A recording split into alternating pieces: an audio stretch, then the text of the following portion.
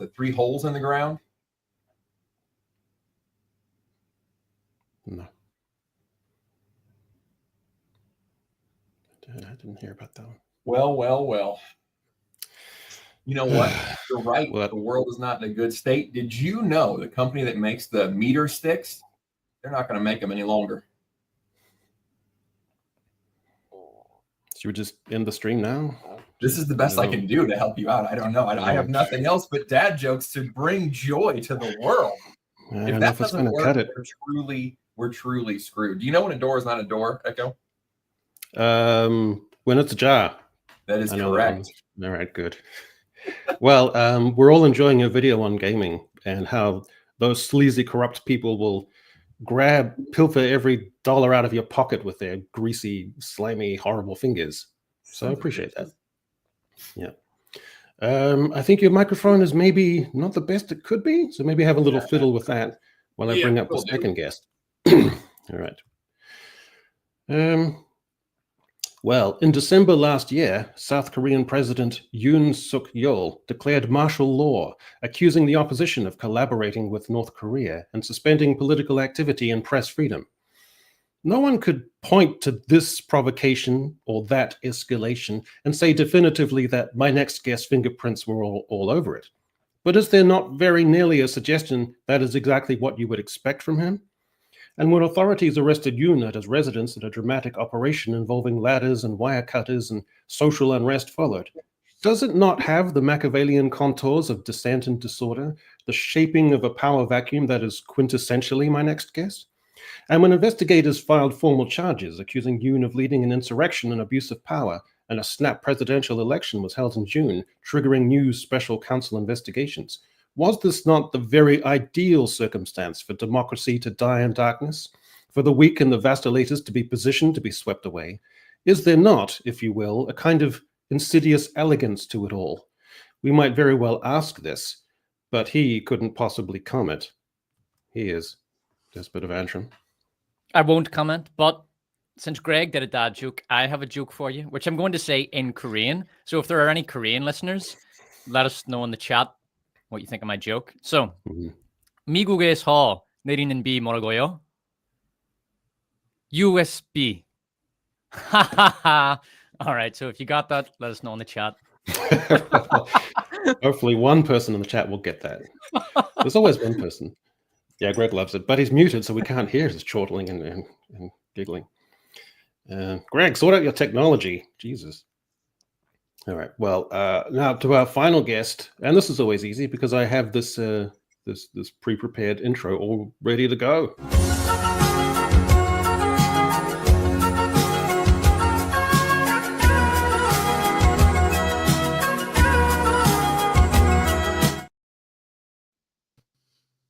It's Robot Head. Thank God.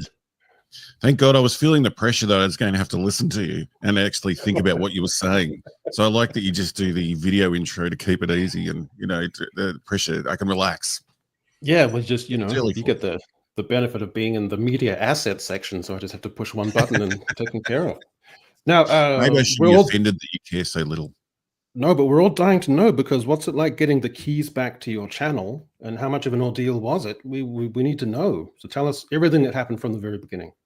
Oh my God, I won't bore everyone with the full details, but yes, the channel was taken, and getting it back, it was just time consuming, but it was all done within about 24 hours. But you have to answer 500 emails and sort of be ready to get back to Google as much as possible. But if it happens to anyone, the only thing you can do is go on Twitter and contact Google through Team YouTube and wait for them to contact you and then start the process.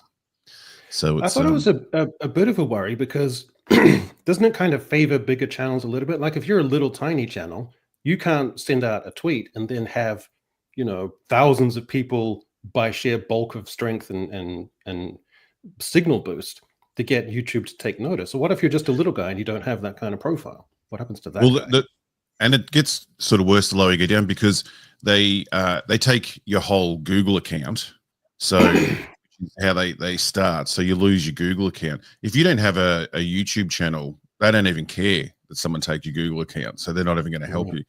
If you have a YouTube channel, then you've got I'm guessing to do with money, and maybe even if you're not making any money off YouTube, you wouldn't get any help.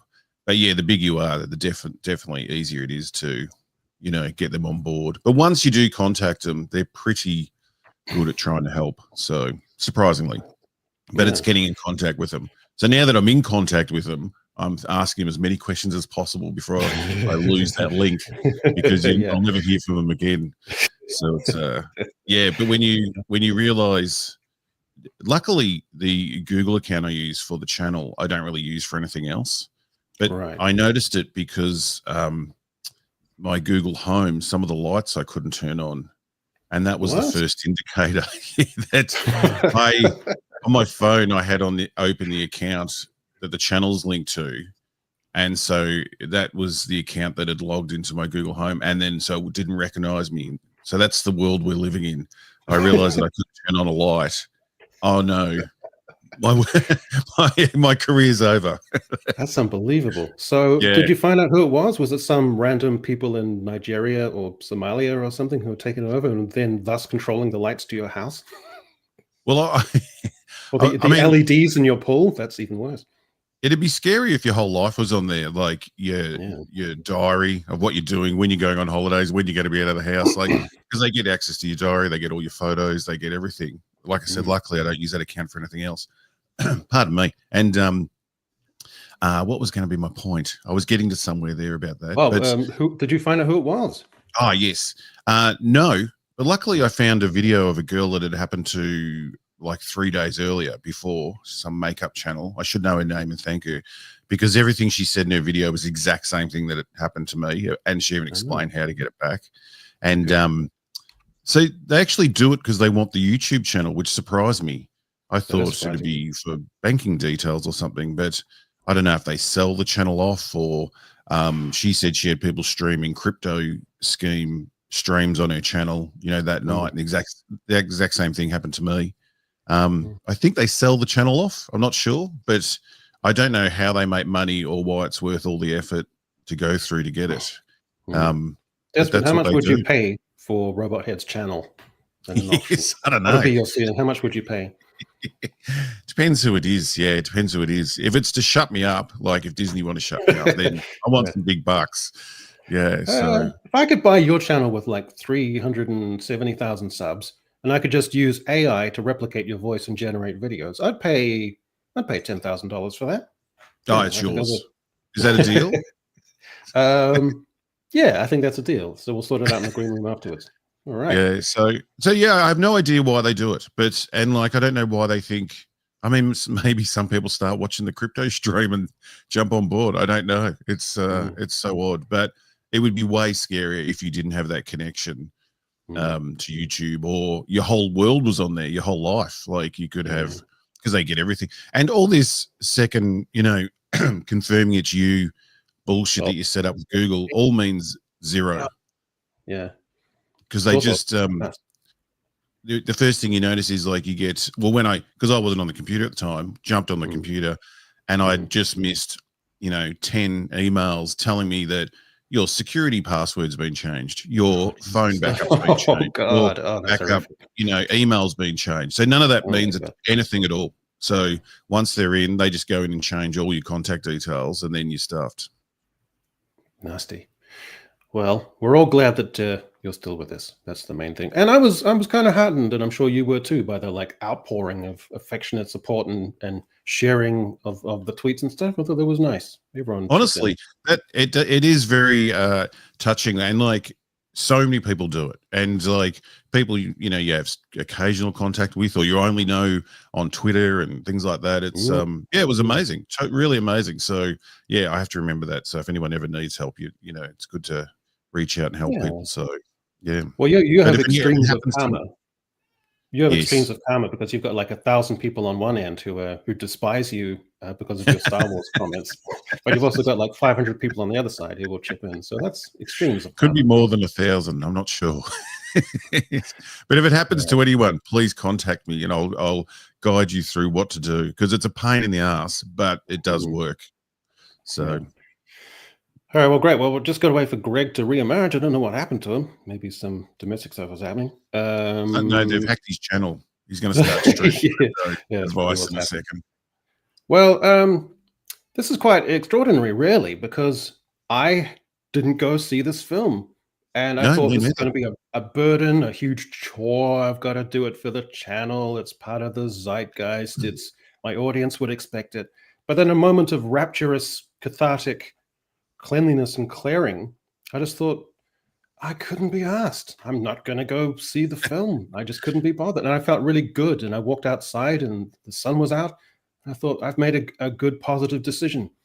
And in my head, it's like one of those films where, you know, the internet goes down something, all the kids come outside to enjoy the day. I imagine myself on the other side of the road coming out at the exact same time and us seeing each other and waving that we've decided not to go see this film. We're released. Yeah, I know. So I felt really good about that. So, you know, Desperate, when you actually went to see the film, how degraded did you feel? How horrible did you, when you're slumped in your seat and you're feeling uncomfortable and flatulent and horrible? It was, no. It was a watchable movie. It struck me as very mid on first viewing. And the more I think about it, just the worse it gets. I think this movie's rubbish, man. Really. It has redeeming aspects, but it's so tame in many areas where it really could have gone hard. And the villain is terribly, he's so dumb and unthreatening. I just think it's rubbish, man. I know that a lot of people like it. I know it's getting glazed a lot. It's not as bad as Thunderbolts. It's not as bad as Captain Cape shit, but it's just another Marvel slap movie to me. I just think it's shit. Well, I could go into detail on it, but term come into the culture. It's like in the last 6 months or so, and it's become embedded. I've seen it a lot. I've seen it a lot. Like it shows up on my YouTube comments occasionally when people say, "Yeah, I like this video until you started glazing Will Smith," or something like that. By the way, I didn't glaze Will Smith, just so we know. Okay, I pardoned him because last year he did a pretty decent Bad Boys movie, and then he went and fucked that up with his song. Did you hear his song? No, I've heard all the songs. It's shocking. It's incredible how out of touch these people can become. Which is worse.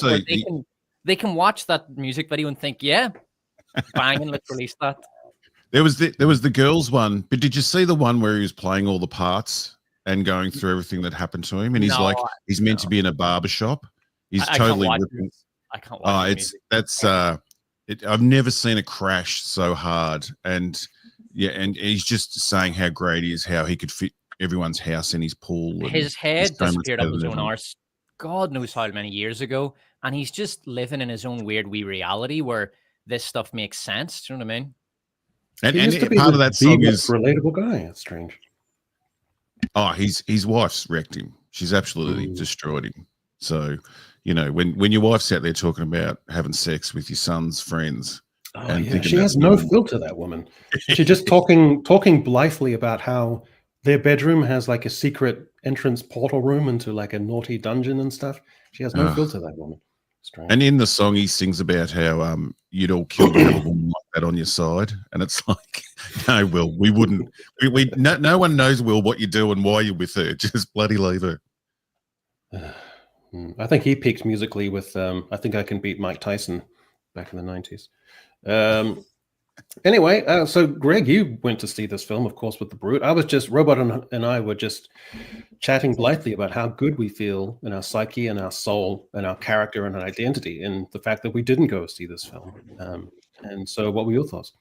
You know, I don't think you're missing out. I don't think it's like a bad movie, and I think that I'm encouraged that between this and Superman is not trying to be edgy or morally gray or whatever. We're not doing that. He's just a good guy. I don't think they stuck the landing quite that great, but I'm glad. And then in this one, Sue is kind of leading the group, but I think they did it in a way that should make sense. And I like that her strength comes from like the primal power of motherhood or whatever, and not just I am woman and all these guys suck. Yeah, mate said it's a step in the right direction. Didn't love this one. Nobody I was with loved it, but nobody hated it either. It's just it's all right. It's not the worst. I think you can have a good time with it, but that's Hollywood now, isn't it? Everything's just all right. And you wonder how, like all the money they spend, all the trouble they go to, like And it's just, it's all right. No one remembers anything. We all move on. It's weird. Yeah, that's my biggest problem with a lot of these movies. Even when they're nominally mid, like Fantastic Four, they feel like they've been pieced together from previous movies. It's just a bunch of tropes you've seen before. I'll give you an example because I don't just want to leave that hanging in the air. In this movie, the bad guy is a big evil being who is going from planet to planet and consuming the planet and moving on to the next planet. That's the Marvel's villain. It's the same thing that happened in the Marvel. She goes to one planet and she destroys it. Then she goes to the next planet and she's trying to consume all these resources from the planet. And by the time she gets to Earth, that's exactly right. The heroes have figured out a way to stop her. It's over, Ben. You know, and even that line, you know, it's over. That comes in Thunderbolts. Thunderbolts has that exact line. And Thunderbolts has a scene where the good guys go up to the evil villain in a bar and they tell her it's over. That exact scene showed up in the first Avengers movie. It's just a bunch of dramatic beats we've all seen a million times. And that's what Fantastic Four felt to me. There was a little bit of I won't say originality, but maybe things that have been done before, but a long time ago. So you actually see a woman holding a baby. Like, Jesus Christ, a Hollywood movie showing a woman with a baby. That's quite incredible. Yeah. Showing that women are actually women and they occasionally have sex with men. Again, that's quite amazing. Hollywood. Well done. I will give the movie points for that. And it was nice to see a mom superhero protecting her baby. That was nice. But beyond that, outside of that, like you look at Galactus and the Silver Surfer, they're just really bad Marvel villains. Like, you know, Malekith or Malachi or whatever that fucking thing was called from Thor: The Dark World, or any number of other shitty Marvel villains. It was just reminiscent of that. A really dumb, really nerfed villain who just sort of waits around and doesn't do anything until the Fantastic Four have figured out their plan completely, and then he attacks. And they have all these options, but they don't consider any of them, and they have this plan to transport the Earth, which, let's not get into that. It's a dumb idea. I mean, I understand if you have to choose between being wiped out by a space god or transporting the Earth without the moon. Okay, well, we'll take the Earth away without the moon, but yeah, like Joshua here says, agreed, Despot, Galactus is wasted. At least he looks accurate and cool. He does look cool, and he does have a great voice, I'll say that. But yeah, very wasted. And can I ask you a question?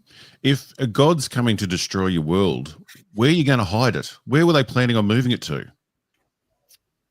Like, was I think they just said God just going to turn up and be away, and then he won't find it. I think that's all they said. Yeah, but I mean, without the moon, you'll get lots of earthquakes. I actually looked it up. You get like 200-kilometer-per-hour winds. So wherever they go in this new solar system, they have to find in the Goldilocks zone, right? You know, relative to where Earth was, they have to find a rock the same size as the moon. You know, a little planet the same size as the moon, and capture it as a satellite. Otherwise, it won't work, and that has to be in the Goldilocks zone. If they do that, it would be an okay plan. But even if they can't do that, they transport the Earth, and then the human civilization basically regrades to like a Stone Age because of all the earthquakes and the floods and the massive winds and the tilt of the Earth. It would destroy civilization, but humanity would still survive. So there's that. Although it would have been interesting if they'd gone into that, if they'd said, if you move the Earth without the moon, we'll lose our civilization. We'll just end up, you know, billions will die. And he said, look, it's either that or we'll be wiped out. That would have been really interesting. A dilemma, but they keep it very simple and dumbed down. It's like Hollywood are afraid to go cerebral with their movies. It's always just dumb slop now. Well, you can see what they're going for. Like, it's got the structure, and if you explain what they're doing, you think it should work. What they're going for is that Galactus is not. He's supposed to be this big, giant, world-ending threat, and what is supposed to be happening is that it's supposed to cast into sharp relief what really matters. You know, the small things, the little connections between you and the people in your hometown and your family and your child. And like, the big giant threat is supposed to clarify the small stakes, and they're supposed to work off of each other. Like, that's what they're going for. The execution was not there. I was not feeling the connection between the Fantastic Four as a family. And so when they really went to, guys, we're what matters. Our bond is what matters. I thought, I felt more bond between the Fast and the Furious gang, honestly, than these folks. Like, that was the core issue. Is I don't think Galactus was ever supposed to be a big villain. He was just supposed to be a big threat to make their connection matter to the audience. But I don't know if the actors didn't have chemistry. I don't know if there was something lost in the writing. I have a strong feeling there was a lot missing in the editing, because I had mentioned how we went from Reed being, kind of mildly like the autistic, intelligent guy to suddenly, all I ever do is think about the worst. I'm a terrible, child, don't be like me. I'm so awful. And there was no connecting piece, like showing him doing that. He just said it. So I think that there was supposed to be a lot more, but they chopped it all apart. And then, you're missing what makes you care about any of it. That's also not a thing you can criticize in a character who sits down and thinks about all the worst opportunities. I mean, the military have a word for that. It's called wargaming. It's like, here are our resources. What happens if we use them and go to war with somebody else? And you consider all the scenarios. Companies have that. And troubleshooters will think about stuff like that. It's a job. It's a normal thing people do. You have to consider all the worst possibilities. And I'm sure we all do that as YouTubers. It's like, okay, if I use this thumbnail and title, it's going to be shit and no one's going to watch the video, as like what happened with Greg's video today, which is a great video. And you should go watch it. But the thumbnail was not great. We're going to work on that. Nobody watched it. But you should go watch it. I got time to fix it, I think. You guys, there's a modern phenomenon. I want to see if you guys experience it as well. I call it name fade, where in modern films, I don't know the names of probably 3/4 of the people on screen. You guys experience that as a modern phenomenon? I'll tell you a problem I had with this movie. It's presenting itself as more of a character drama than an action movie, and I have no problem with that. In fact, I recently did a review of 28 Days Later, which is currently blocked by Disney, along with 14 other reviews in that same video. And but don't worry, Disney, I disputed it, and Disney, their case is so weak that they won't even respond to the dispute. So it's just going to expire, and the video will come back on July 20th or something. Or sorry, August 20th. Anyway, so these characters in this, if you want to make a character drama, great, I'm all in. 28 Days Later, it has lots of action, but the reason I love that movie is because I love the characters. I think they make a great cast. They combine really well, and they play well off each other, and they have great chemistry. Just fantastic characters. It's great character drama. If those were bad characters, the movie wouldn't work. Like 28 Weeks Later has a lot more action, but it's an abysmal movie. But let's not talk about 28 Weeks Later. In the case of the Fantastic Four, these characters are just okay.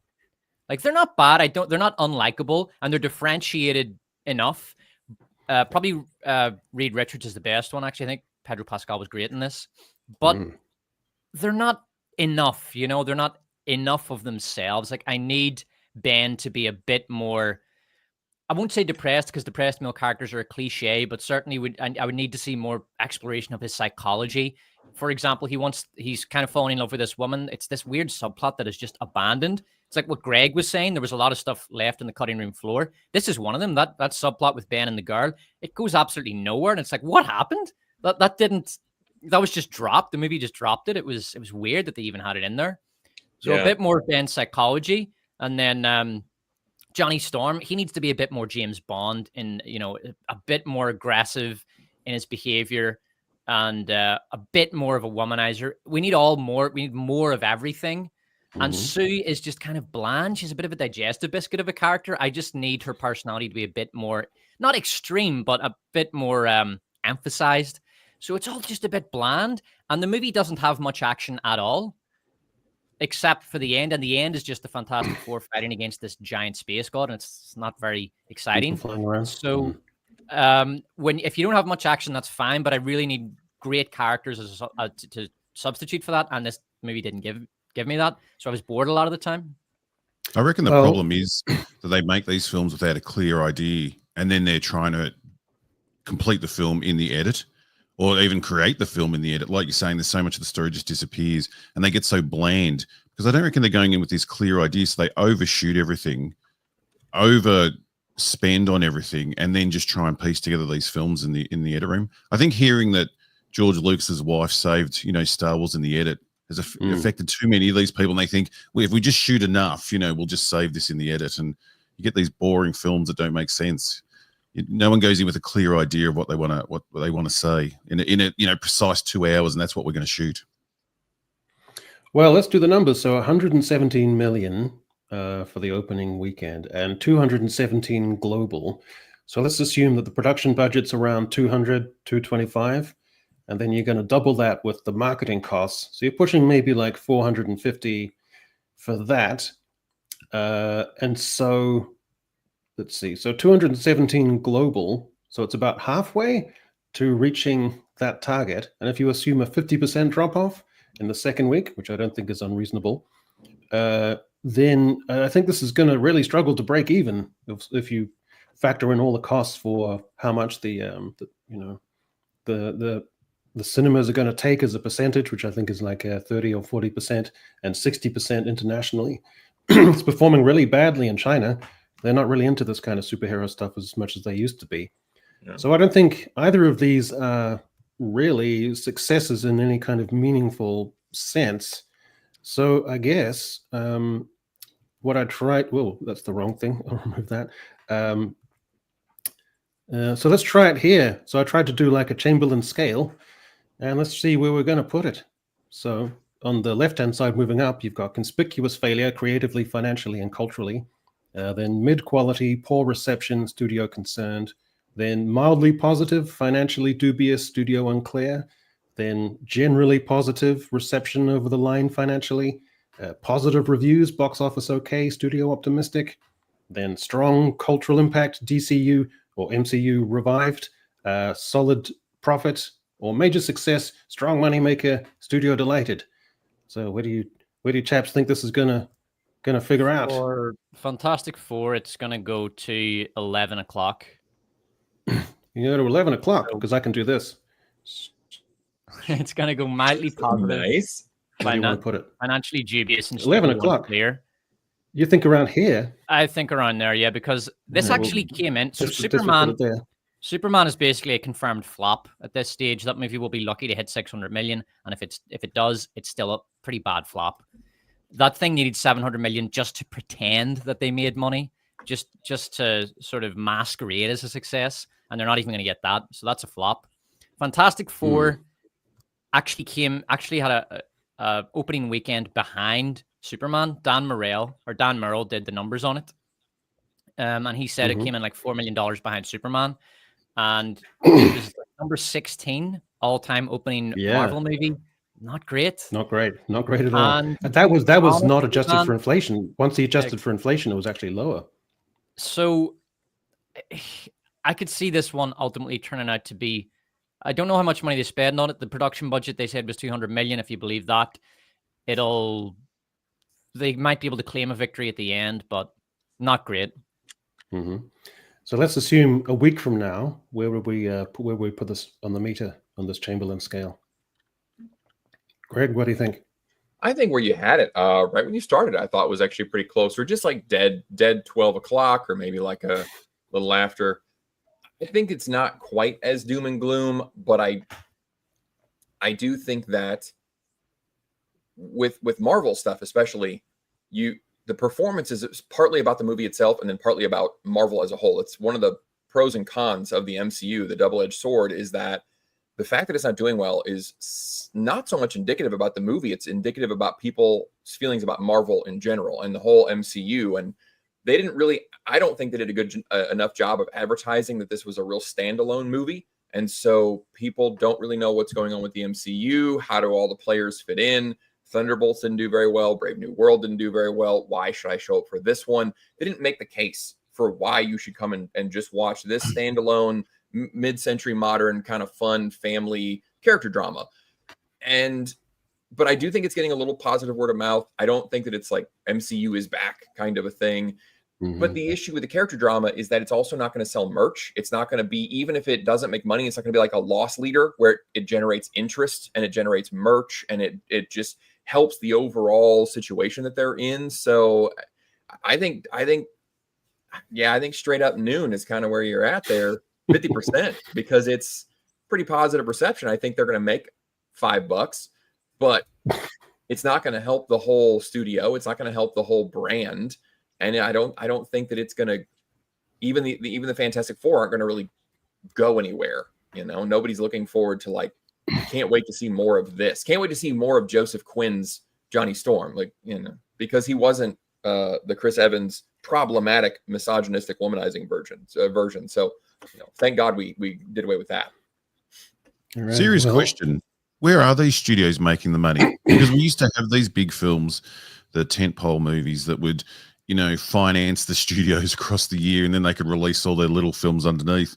But it seems that which films are making money these days? Seems like it's all just a big con. Well, F1 is making money. I don't know if we're talking about that one, but that's doing really.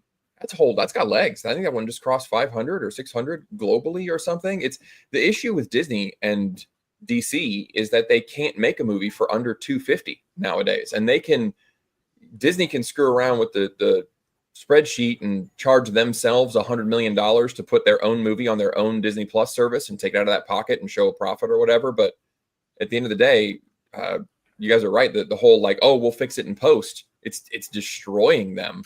But if they get back to making a $150 million movie, these would be doing great. They can't make a TV show for under 250 these days. Yeah, that's true. Some of these do make money. Like just touching on Robot Head's point. So I'm looking at 2025 worldwide box office. Actually, do you know what? Fuck it. I'll just give it to Echo to share. Echo, that's in the private chat. Can you share that? See if I can find it. Private chat. Yeah, actually, hold on, I think I can share screen. Actually, hold on. You can probably do it. All right. So there you go. You've got Lilo and Stitch, over $1 billion. Now, I haven't watched it. I'll never watch it. I'm sure. Have you seen that, Greg? There we go. Greg, we can't hear you. Greg, is muted. Talk up. I can't hear you.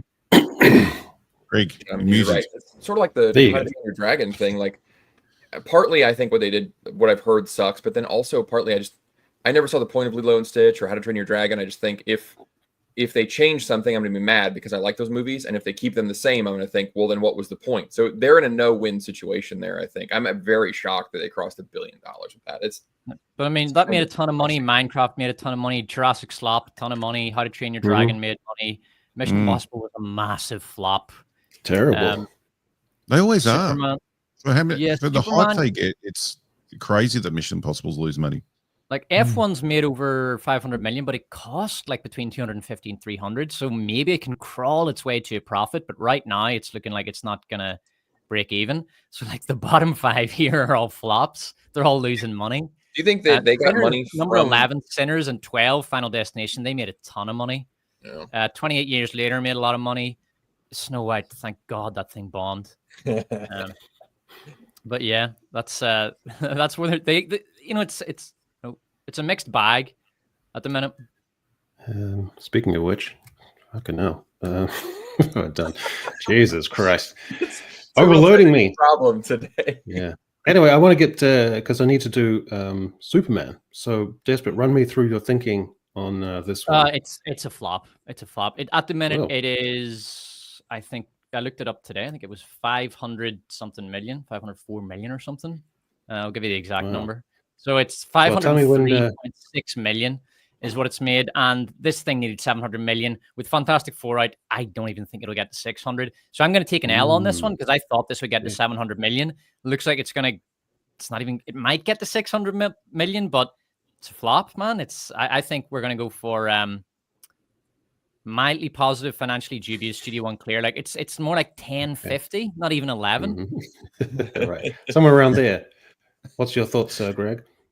I think it's not quite straight up, but I think it's between mildly positive and generally positive. I think that the studio is going to call it a win because it didn't flop. Like it didn't crash and burn. Nobody hated it, and I think that it was good enough that it made money, and I think that they're going to feel that it at least keeps the Gunniverse alive, and it'll keep going. But it succeeded as a delivery mechanism for everything that had to ensue from it. That was its main task, I think. Yeah, I think that I think it said, here's the Gunniverse, it's here, this is the new start. It declared that quite nicely. But I also think that I feel like Superman should be just an easy slam dunk. So it might be that they're pessimistic because, I mean, if you stick Superman in a movie, it should do well, and it barely did okay. So yeah, I think it kind of in between those 1142, I think is what I would maybe 1137, somewhere in that region. The trouble with your clock is that you've connected positive reviews and negative reviews with how financial successful it's going to be. Like, where would you put Jurassic World on this? It's fucking garbage that I don't think anyone likes. But it's Hold on. True.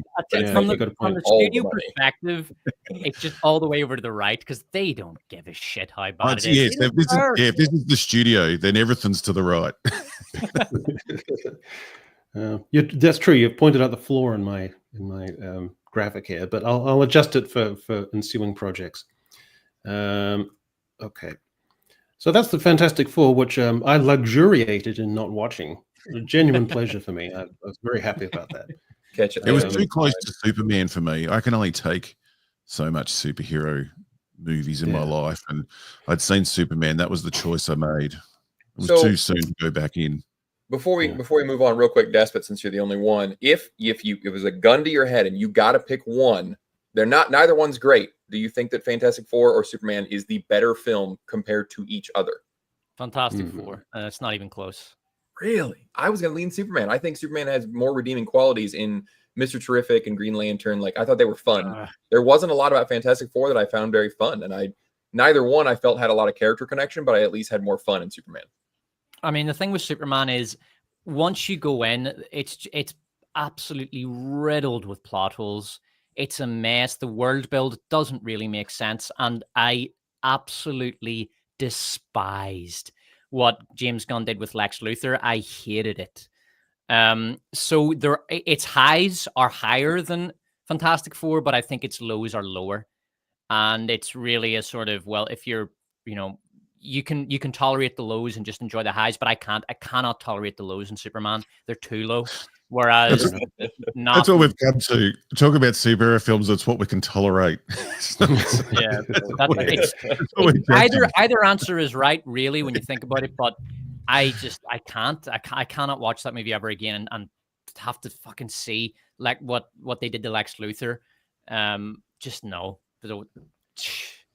Let's become like the school tuck shop. Like, which pie brand can you tolerate? Which has like been in the oven for and they're all mushy and shit. Yeah, exactly. And they have these little clumps of meat that you have to spit out. And the pastry is hardened like rock around the edges, and there's that one gelatinous glob of meat that scorches the top of your mouth. So you got to choose which pie out of all the slop. So Starfleet Academy. Has anyone seen the trailer for this piece of garbage? Yeah, the comments on that trailer are hilarious. I mean, this is what's happened to Star Trek. It's almost hostile. It's this. Do you know what it is? It's a nastiness to Star Trek. I was thinking about this. So the woke era is over. Like in my last video, I said that, and a lot of people were commenting saying the woke era is not over. We're still suffering it. And I'm not saying that woke content is over. It's not. We're still gonna get it in the same way we still get superhero movies, but the superhero era ended in 2023 with all those big flops. Same kind of thing. And this is an example of we're still going to get woke shit, even though we're not in the era. And this movie strikes me as a kind of, and this is what I would compare. I think the Star Trek franchise is a bit like North Korea. So the USSR collapses, this whole notion that communism is ultimately going to triumph over the evil capitalist West. That doesn't work. That's never going to work. Communism has been defeated, but North Korea still hang on.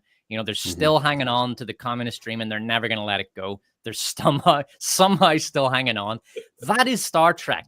They will never, ever let go of woke. They are the North Korea of woke in Hollywood. We're in that period now, which is going to be hilarious. And I think you're going to talk about another trailer today that's a very good example of this, of that Hollywood didn't realize how quickly woke was going to end. So you're correct. It's over, but they just haven't realized. Yeah, plus they've got all these things in production that they've already started making and filming. So it's going to be an hilarious time to be talking about these things because they're going to be so out of touch with, what the world's thinking. They're trying to make what's her name, a Nazi for selling jeans, and they don't. They don't realize incredible, loving that. And we're going to just be seeing this slop come out, for the word that's very popular now. Of old ideas that are just been left behind. So we need a term for that category of shows that where the cultural ground shifted under its feet, and now it's like a quirky, kooky kind of artifact, like Riri Williams and Ironheart. That's such a strange. It's got a different kind of cultural element to it now because of that irony. Like a show out of time or late to the party. You've got to find a term that really captures that. Belated woke. Yeah. Anyway, because it's gone from shock of what you're watching in the moment to this is what where the world's going to now, laughing that they're out of touch again. So it's sort of it makes it a lot more enjoyable to watch this garbage because you just know that they're losing. Well, they lost. I mean, woke lost. Actually, that guy Andrew. What was his name? Echo Andrew. You had him on talking about his book on the podcast. Oh, I'm Andrew Doyle. Yeah, I actually read his book. Well, I read about a fifth of the book and then got bored and started reading something else. But I might go back to it, and it's pretty decent. His stuff on Brexit was great, and he basically pointed out that at the height of woke, the polls suggested that no more than 8% of the population actually supported the various policies once they were described in detail. Do you support the segregation of university campuses, things like that? And only 8% of the population actually supported woke at its height. So they lost. I mean, it's over. They lost. They were not able to use the power of the state and the establishment and the media and Hollywood to basically mentally strangle everybody into conformity, which was what they wanted to do. They failed at that endeavor. But there's still like they're carrying on like little gorillas in the mountains, still producing Starfleet Academy and Ironheart and things like that. Well, the funny thing is, woke never won. The second it arrived, people made fun of it and were sick of it. And they captured the institutions. They captured Hollywood. Yeah. Even in the UK, like, and this is a point that Andrew Doyle made. I can't remember if he made it in his book or on the podcast or both, but he said you have woke institutionalized within government, and you also have the consumer side of woke, which is Hollywood, and it's in your advertisements, it's in your products, it's in everything. In America, I think the culture and the government is divested of both. But in the UK, for example, the establishment, the government, the police, all of the institutions are still very much captured by woke ideology. It's just that I don't know what British culture is like so much. I think it's nowhere near as cleaned out as America is becoming. But you have to bear in mind, like, there's two aspects to woke. There's the institutional, and then there's the cultural. Oh, we're so far behind Australia. Like we're heading into having ID to use the internet. So we're a long way from fixing it here. Greg, you'd agree that what I think woke and identity politics didn't factor in is just how strong the will to integration is. Like, I used to do some tutoring at like English language academy with mainly Asian kids, and their parents could barely speak a word of English, but they had already Kiwi accents, were already just part of the culture just within one generation. And I remember some guy from a diverse background became an American citizen and saying to his kids, just wanted you to hold on to just anything from the old world, just a few little bits and pieces, because their kids are already racing to integrate. And I think identity politics is kind of retrograde in a way that it likes to almost preserve that idea of identity almost as personal brand to an extent that isn't relatable and actually practicable in the gritty, actual lived experience of people's lives. Is that the deficit? I think that I can see what you're saying there, that it is trying to hang on to that. But I also think that it's more about not wanting to integrate because you want to be special. I don't know that it's so much about like a cultural longing or wanting to belong or something. I think it's more about it's a real self-centered like a socio-cultural shortcut to feeling special in a way like that. I think there is something in there. I really do. Because if it were part of being, part of my heritage, part of the old country or whatever, or part of this, my folks live on the reservation and I still go do the things with them. Like, I don't think it's longing for a connection to that. I think it's longing to stand out and be special. And I think you're absolutely right. It's a shortcut to just say, look at me, I'm special, I'm different. I'm not like you. I've got moral points. I've got intersectional moral points that I get to lord over you. Like, I think that's what it's more about than trying to find a connection to a group. Mm-hmm. It's interesting because in New Zealand, I don't know, Robert, to the extent in Australia, but with, the Maori population, they won't be explicitly out loud about it all that much. But once you get outside of the main centers, it's really rejuvenating for the spirit and the soul when you you're invited onto a marae, which is like the meeting house for Maori tribes, and then there's hapu, and you forget just how strong and rich that is once you get outside the main centers into that. So that kind of stuff can be beautiful in a bicultural experience without making a big song and dance about it, in the spheres of entertainment and that kind of stuff. It happens in politics. It can be annoying and identity politics driven, but generally on the whole, you do have that separation, which has a grace to it. And I think some of that is missing. As interesting as this conversation is, and it is a lot more interesting in Starfleet Academy, I just want to look talk about Starfleet Academy. I do want to look at the like to dislike ratio of Star Trek Academy at present. So just give me a moment. Okay. So right now, it has 6.4K. Oh, for God's sake, my extension isn't working. I've got 6.4 likes and 24,000 dislikes. Okay, so 6.4K likes to 24,000 dislikes. So 4 to 1. That's a hell of a ratio there. My number one tweet of all time is still Jediabetes with the fat Jedi from the Acolyte, which got 10,000 likes. But surprisingly, my second favorite one was when I just posted the garish, horrible, grotesque-looking set designs for these Star Trek bridges. And they're sickening. They're horrible to look at. I said it looks like you're in the inside of a toasty maker with the elements on the roof squeezing you down. Everything is plastic and perspex and horrible angles and garish lighting. And it's not just the aesthetic of Star Trek that's become deeply kind of hostile to the eyes. It's the whole aesthetic. There's no friendliness to it. There's no empathy. There's no sense of pathos. There's nothing profound. There's no depths of characterization.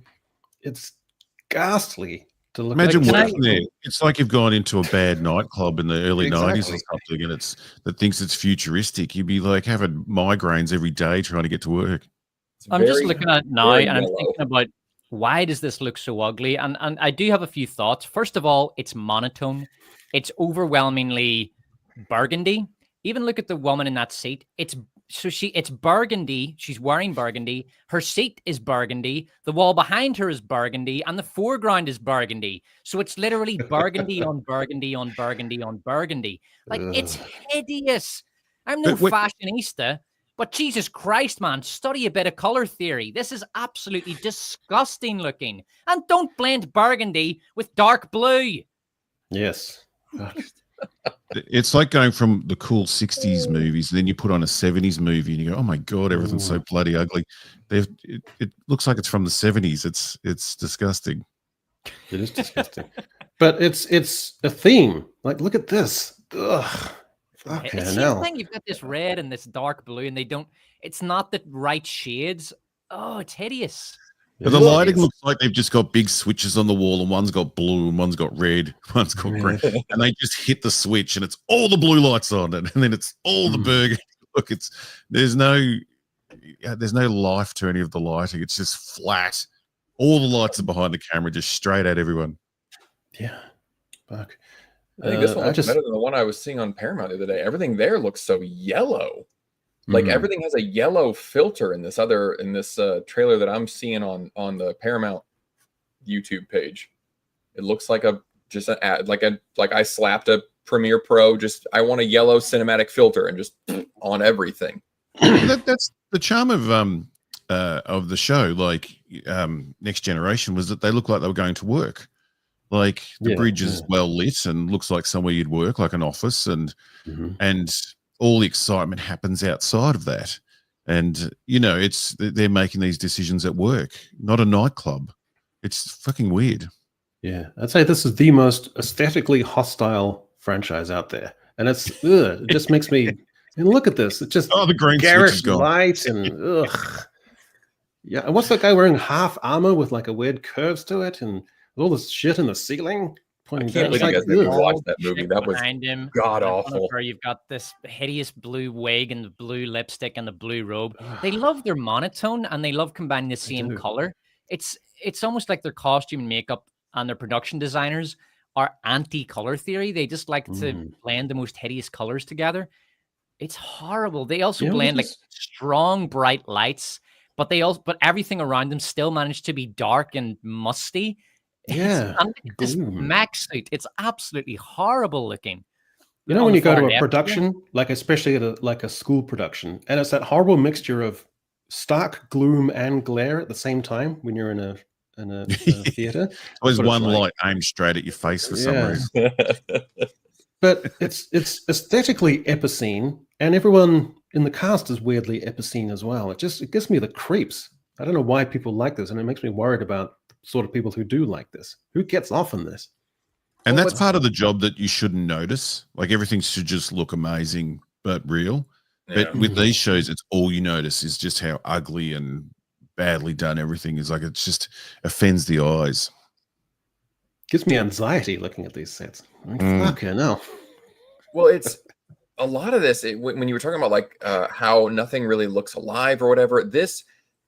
When I use the insult AI made or whatever, this is the kind of thing that I'm talking about. I don't mean just like it looks like it was just generated, the scripts or whatever. It's what AI does is it takes the knowledge of what a thing should be and it's read about in multiple places and then attempts to recreate it without any sort of emotional understanding of what makes it work. And that this trailer is that to a T. There needs to be a control deck. There should be a bridge. So we need to make some kind of bridge thing, and it should be futuristic and plastic looking. And there should be it's Star Trek, so we're supposed to be very progressive and there's unity amongst everybody, and there's no more country lines and all this. And they try to jam all that together in this trailer in the show, and you can see that they've read about it and they know what it should look like, but it's like trying to describe the flavor of a fruit that you've never eaten, but you've read about, and now you're trying to recreate. Like, it's just so dead. It's terrible.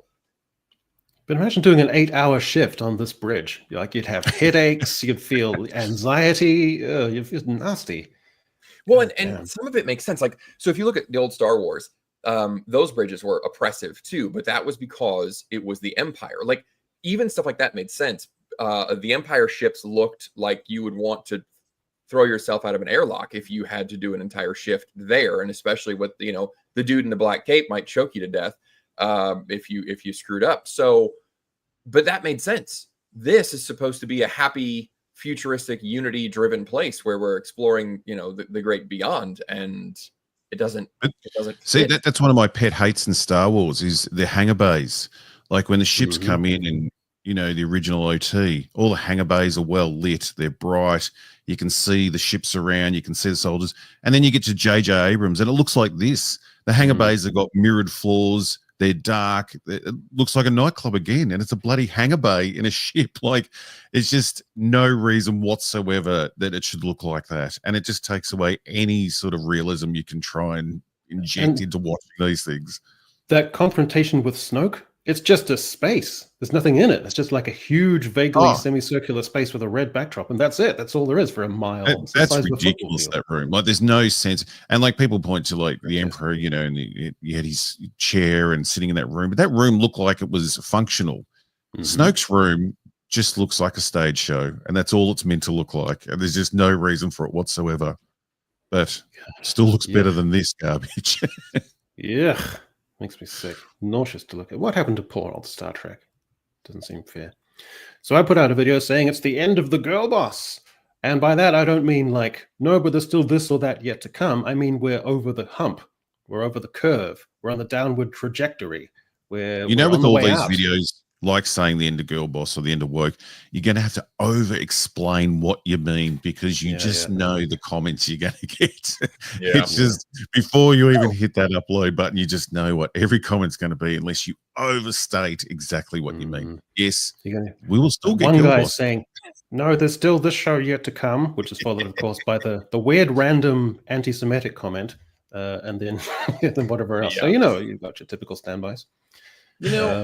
I think that it's not even worth your time. I tried to do that in a Wheel of Time video where I was talking about how they really emphasized all of like the gay relationships and how the audience just doesn't care. Like, it's not good or bad, but it takes up a lot of screen time, and most of the audience doesn't feel any connection to it, so it makes the show boring. And I took a solid 2 minutes to I came up with an analogy for how I don't care about the soccer, football, or whatever, and like, I'm not mad, but I don't care, and I still had plenty of people. Oh, so you're just homophobic piece of shit. Wow, you don't care. You hate gay people. No, god damn. I used the word neutral. I used the word indifferent. They don't fucking care. They just come bitch. But you know what? Maybe I've got this all wrong. Comment. Thanks for your fucking. Maybe I just need to. Maybe I just need to make a 10-hour vitriolically and virulently anti-Semitic video for 10 hours long. Upload it, and maybe I'll get like 10 million views. Maybe I got this all wrong. I mean, it's working for Nick Fuentes, so fuck it. Go for it. Didn't he get invited to the White House? No, he got invited to Mar-a-Lago, I think. Yeah. So I guess look at all these fixtures and figures. So I think it's part of a different age now. So if I'm very clever, which I'm not, I'm going to try and add. Oh, that's the wrong thing. Echo. That's a different thing. So I've got to remove that. Fuck, I know. Going into a fugue state now. What I wanted to find was. You got to get a second monitor. You need 2 monitors. Right. It's the future. Could be anyone working on a single monitor is a psychopath in my eyes. He edits videos on a single psychopath. Monitor. Hold on, is working on 2 monitors? Is it a bit like, I don't know, sex without a condom? Like once you've done it, you just can't go back. I went to 3, and then I got one of those massively wide ones. It's insane. That's the length of your desk. Yeah, but even I'm on a different one here for streaming, and this has got 2 just for streaming. There's no way I could edit on one. You got if you get the super wide ones, you can, and then if you download Windows Power Toys and get all the little block, like you can get 6 full size looking windows in one of those giant. You get 12 things at a time. Oh yeah, power just goes straight to your head. Yeah. So I feel like gentlemen, 12 things. So many. Whatever things you want, it doesn't even matter. So, gentlemen, what we've got to do, we've got to deduce who is the ultimate supreme girl boss. So we have to do it as a bracket.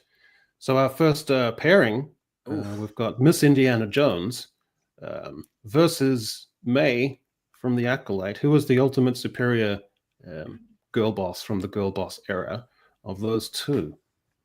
You are talking about someone that punched out Indiana Jones and knocked him out. Yep. That's pretty hard to beat. So, the Acolyte, she was just a bitch that got off on because she saw a guy's dick after he killed all her friends. But punching out Indiana Jones, that's hard to get above. So Helena Shaw, are we all agreed that she's going to move on? Yeah, the other thing about May is that May doesn't really have any agency. She just gets pulled around by the plot. In fact, a favorite method that the writers were using to get her from A to B was to just knock her out, make her unconscious, and then wake her up again when they needed her. That's right. So she has no agency. She just, the only active thing she does in the plot is to strangle Qui-Gon Jinn to death. And that happens at the end when it can't have any consequences. So it is the only thing she does. It is, yeah. It's the only active action that she takes. Entire thing. She has no agency whatsoever, which is bizarre given that it was written by a man-hating feminist.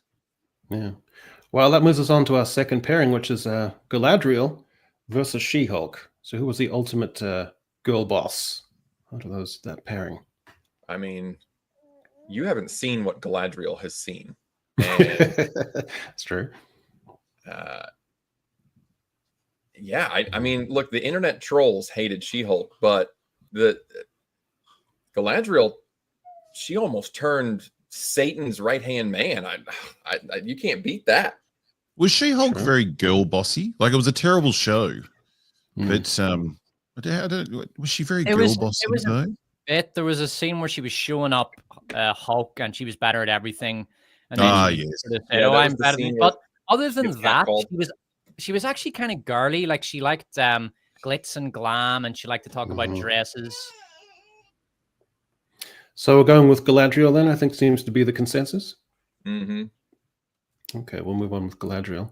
Although taking us on to the... she didn't carry what's-his-face off into the bedroom to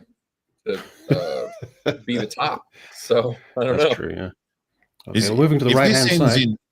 If this ends in a mud wrestling competition, I'm going to be picking different people. So just let me know up front because I'll be going, my criteria will be quite different. Well, this is a very difficult here. You've got Captain Marvel versus Rey. So who's the ultimate superior girl boss? Well, Captain Marvel's meant to be a girl boss, isn't she? Like, she's meant to be all-powerful. Rey just is all-powerful in a world where she shouldn't be. Yeah, and here's the thing. A lot of people think Rey is all powerful Girlboss just because she uses the Force so well. My next video is actually about the Force Awakens because I wanted to do a retrospective of it. So I went back, haven't seen it in 10 years. And Jesus Christ, it is shocking how Mary Sue Rey is. She's perfect at everything. Like, there are things you don't even notice. It only takes her a few seconds. For example, she's able to hotwire the blast doors inside Star Killer Base. Han Solo couldn't do that in Return of the Jedi. He tried for like 30 minutes and he couldn't get the doors to this base open. But Rey does it in literally 5 seconds. And there's in just the Force Awakens, there are literally dozens of examples of this, and the effect that she has on characters, it's so bizarre. But the only way they got away with it at the time, we thought that they were going to explain it. Yeah. That's right. But didn't Captain Marvel introduce the prickliness of the girl boss and the kind of standoffishness, the sexlessness, and also the idea that she was brilliant and perfect all along, and she just had to realize it for herself and then become super powerful in a way that's almost impossible to quantify at the end. So which one do you describe? Captain Marvel. You know what? Echo has convinced me. I'm going to vote Captain Marvel just because she was so insufferable, and also because the actress as well suited the girl boss so well. They were both insufferable, and they kind of became greater than the sum of their parts, the character and the actor, to the point where it just became this singularity of insufferableness. So plus the scene where she gets the guy in his fist and he's like misogynistic, and she like pushes him down to the ground and he's like groveling and staring up at her, and crushes that was his a key hand. moment. Yeah. Greg, where do you? Oh, the motorbike dude. Oh yeah. I don't know. This shouldn't have been round one because I mean you've got Rey, like they were so obvious with both of them, where Finn tries to grab her hand and she was like, haha, no, I'm going to subvert that expectation. We're not going to be love interests. Ha, I'm strong. But then also Captain Marvel, she had a fight where they had no doubts. I'm just a girl playing. I mean, they were just beating you over the face with it. Like, well, you got to make a choice. I still gotta go with Rey though. I think I gotta go with Rey. They tried to walk it back with the Marvels, not super effectively. They tried to soften her to make her like matronly, like a figure for Kamala to look up to, and they tried to put a little. Whereas Rey just kept escalating. That's part of your point. Rey. They just kept trying to fix it by making it worse. They never. To the point where she literally says, "I'm all the Jedi." Now, fuck it! I changed my mind again. It's got to be Rey. No. Unbelievable! Really? Oh, Robothead, what's your vote? I keep swinging from one to the other two, but I'm going to go with Rey just for being sentimental. I don't believe it. Stole the Skywalker name. It's got to be Rey. I don't believe this. Yeah, Rey. I thought Captain Marvel was a shoo-in. Okay, Riri Williams versus Velma Dinkley, who's the ultimate girl boss there. Oh, it's got to be Ironheart. Yeah, it's Ironheart. But Velma Dinkley had a particular caustic nastiness, tons of identity politics in there, self-inserts. She didn't murder pointing anyone. A finger at the audience, like lecturing and trying to be meta with the audience in a way that didn't work, wasn't in control of the irony, and just came across as self-loathing and meta self-aware at the same time. There's a lot going on there. Velma is an absolutely insufferable character. In fact, there's a very good case to be made that she's the worst character of the woke era, but she's not really a girl boss. She's just a horrible, horrible human being. Yeah, they tried to do like a Daria self-deprecating, ironic, edgy humor, and Robot's right. Like it never worked. It just came across as angry. But they did attempt to make her make jokes about herself, even when they clearly weren't supposed to land. Right. Okay. Tony Stark saved the world, and Ray kept saying, I'm not going to put him down, but and it's like, all right. Well, okay. So our first semi-final comes down to Helena Shaw from Indiana Jones versus Galadriel. She did punch out Indiana Jones. That's a key seminal cultural moment of disdain and incredulity. It's a big one. So Galadriel as a constant presence or theme is going to be humming along there in the culture is that. But Helena Shaw had that one iconic moment which signaled something nefarious in the culture.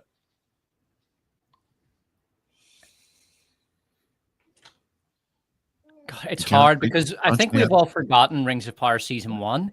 It's just this sort of, it's almost like a dream. It's like, did that really happen? Yeah, but true. She does. She emasculates every man she comes across. She turns around to Elrond and she says, my dick's bigger than yours. She goes to where Numenor is it, and she humiliates like 5 guys in public. She's true. just never every man she comes across, she actively tries to emasculate him. So there's a there's a case to be made for Galadriel here. There really is, and it's a great example of a character that is. Helena Shaw is very much the same, but at the same time, Helena Shaw is a man, right? So Helena Shaw is a male character played by a woman, and so is Galadriel. They're both male characters played by women. So Helena Shaw is a toxic female version of Indiana Jones. That's her character. And Galadriel is a toxic female version of Aragorn, I guess. So they're very, very similar. They have a lot in common. They're both horrible and insufferable and arrogant. But Phoebe Waller-Bridge, she's the biggest, and I think maybe the first instance of the woman can be everything. So she's simultaneously an espionage person. She's simultaneously a great explorer. She's also supposed to be a femme sex symbol. She's also got the guy's ex-boyfriend who's lusting after her. She looks at the sailors on the boat in a kind of flirtatious way. Exactly. So she's trying to be absolutely everything and save the day from the curmudgeonly old spent and male also the character. fact that she shows up in Indiana Jones and makes Indiana Jones a guest in his own movie. It's got to be Helena Shaw for me. You just know she was meant to be wearing a hat in the end. You just know that was the plan, that she was going to take over.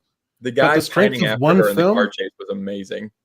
Galadriel's across 3 seasons, whereas we're going to advance Helena Shaw on the strength of one film, Despot? I don't know. I think it's that strong. It's really. She basically encapsulates everything that was wrong with the Girlboss. Everything. She is the perfect Girlboss. Well, I'm still on the fence. So, Greg, what's your vote? I'm Galadriel because I think Galadriel was what they think male action heroes are. Like you're absolutely right that both of these are. You can tell how twisted they see older action stuff. They see Indiana Jones as this disgusting, misogynistic, angry, arrogant, elitist, whatever. Like because that's how they wrote Helena. And I think that Galadriel's the same way. That's how they like. She's not a leader. One of her team was going to be left or was going to fall behind, and she was like, "Well, we got to go. I got a mission." Fuck him. I tell you what. I say we throw it to the chat, man. I say we ask the chat. Well, what's Robohead? What's your vote? No, I'm going with the bloody killing, not only punching out Indiana Jones, but saving him. I know I'm repeating myself, but it just kill a bloody icon. Chat, you're up. So, but she didn't survive. She didn't survive a volcano eruption. I mean, yeah, that's true. But we have not seen what she has seen. True. I don't know. I hate Phoebe Waller-Bridge. Okay. Indiana Jones girl. Yeah, I'm kind of glad the Tomb Raider stuff seems to be either on ice or totally canceled, which is excellent. She was going to screw that all up. Fan fiction. Yeah, she's more of a fan fiction character. Whoever wins, we already lost. She's got a Gorbachev head, does she? Galadriel took that blast to the face. I'm not going to poll it. I got too much shit on the screen already. Destroyed Tolkien's idea of a bad guy without getting hurt. It's too mixed up in the chat. Blast to the face. I don't know if that's a good or a bad thing. Depends on the blast, I suppose. So I'm leaning Galadriel. Actually, I think she had enough to just tip it for me. So 1 for Galadriel. Greg, you were Helena Shaw. I'm going Galadriel. 2 Galadriel. Robothead. Yeah, and 2 for Helena Shaw. Me and Robothead. I'm seeing a lot of Galadriel in the chat. Yeah, a lot. All right, I think Galadriel is going to take it just by what the chat is saying. Okay, and that leads us to a second finalist between Ray or Riri. I did a poll. All my folks are 78% Galadriel right now. Right. All right. So Ray versus Riri. Hard one. It is hard because Ray's been a presence in our lives for a long time, but Riri is just blasted into the landscape. So I don't know. She stole his suit and Rey stole everything around her. Well, I think Rey is morally perfect, which is annoying, but Riri Williams is morally empty. So I think that's really what it comes down to for me. So I go with moral emptiness. This is crazy, but I'm thinking Riri. No, but is the superior girl boss? Fuck, this is hard, actually. No, for me, it's Riri. It's Riri all the way. For that moral reason, I think that's the issue, is that, I mean, they told her, in the show, they were like, there's no such thing, there's good and bad ways to use things, but there's good magic and there's bad magic, and this is evil magic. It is the One Ring can't be used for good. And then she was like, nah, but I will though. But I just, through the power of me wanting to, I used evil magic and it's fine. But the problem is that the girl boss has to be an outsized and annoying over influence that's disproportionate on events and everything. Whereas Riri Williams doesn't necessarily have that. She's morally empty, but Rey is just ridiculously powerful and ridiculously influential over everything in a kind of girl boss fantasy way. So Rey ended up being more important than Darth Vader, than Anakin Skywalker. That's a pretty big claim to fame.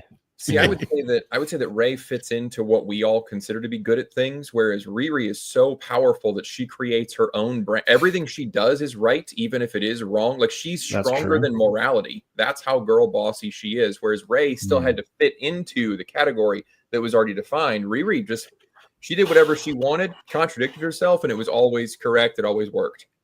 I'm going to go with. Go ahead, Robot Head. I was just going to say we have to work out the difference between Girlboss and Mary Sue, because they blur the lines. Mary Sue is an aspect of Girlboss, but at the same time, Rey is very much a Girlboss. Like, she just decimates everything that gets in her way. Yeah. I'm actually going to go with Rey here, and I'll explain why. Okay.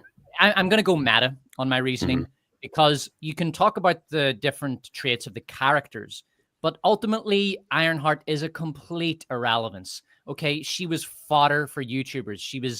She was fertilizer for content farmers. That's about it. The culture doesn't care about her. She didn't have any impact on Marvel. Rey fucked up Star Wars. Now, I know it's very easy to forget. It's very easy to forget what Star Wars was. But I'm old enough to remember a time when it was the biggest franchise in the world, and when the idea that it would be culturally irrelevant was unthinkable. Okay, what Star Wars was when The Force Awakens came out was this gigantic juggernaut of a franchise, and Rey played a significant role in turning it into what it is today, a dead franchise that no one gives a shit about. So I'm going to give it to Rey for those meta reasons. Okay, but if you go from Ironheart, rejuvenating freshness and effervescence to the franchise and tech porn and a really cool charismatic character, and then you have the female equivalent of Ironheart, you've fallen through the basement to like 10 levels down to that. So isn't that kind of an analogy there? I don't know. So anyway, what are your thoughts, Robert? Well, I'm very biased here with the Star Wars destruction, but like in Force Awakens, when Rey hits Kylo in the face at the end and beats him in a fight, no training, like that just wiped out anything to do with the lore in Star Wars. Like, she could use the Force straight away. She could just beat everyone straight. This is in the first film. This is before we even get to know her. And she's instantly just can kill everyone, fly every ship, do everything. Yeah. It's hard to go past Rey. All right. I think we're going with Rey, I think, because I go Rey as well. The classic. So I think that's where it's headed. All right. Well, I think deep down, maybe we knew it was coming to this. So this is going to be, oh my God. This is a brutal confrontation. Fuck. Good God. I can't even get my head around this. Maybe let the chat have a bit of a say in this as well, because chat, go ahead. I think I've already made up my mind. Well, Robots got me convinced that it is Rey because the longevity of the destruction of the property. Like, Galadriel Rings of Power, I don't think has ruined Lord of the Rings, or we haven't seen the effects of that yet. And Lord of the Rings it's always been popular, but it hasn't been this institution. Like Star Wars was this cultural phenomenon. I mean, there's so many, like, I think it's bigger than Lord of the Rings as far as what it encompassed. And they really, and you've seen ever since the new stuff with Disney, it's a complete crash and burn. But I don't think Lord of the Rings has been affected by Rings of Power in the same way. So I'm going to go with Rey. Yeah, I'm going to keep mine very short and simple. I'm going with Rey for this reason. She has never lost a battle yet, and she's not about to lose one today. Well, I actually go with Galadriel. I go with Galadriel because if you go from the Peter Jackson trilogy, which was beloved, beautifully rendered, and Kate Blanchett as a graceful Galadriel, to having an ultimate girl boss fantasy of fanfic nonsense who comes across as sexless, utterly prickly, vindictive, has no personality or charisma, holds grudges, and instead of having the ethereal beauty and grace of a being that's thousands of years old, she's passive aggressive. It wins every confrontation she's in. She, when she's faced with another girl boss, she wrinkles her nose in a twitchy kind of aggressive way.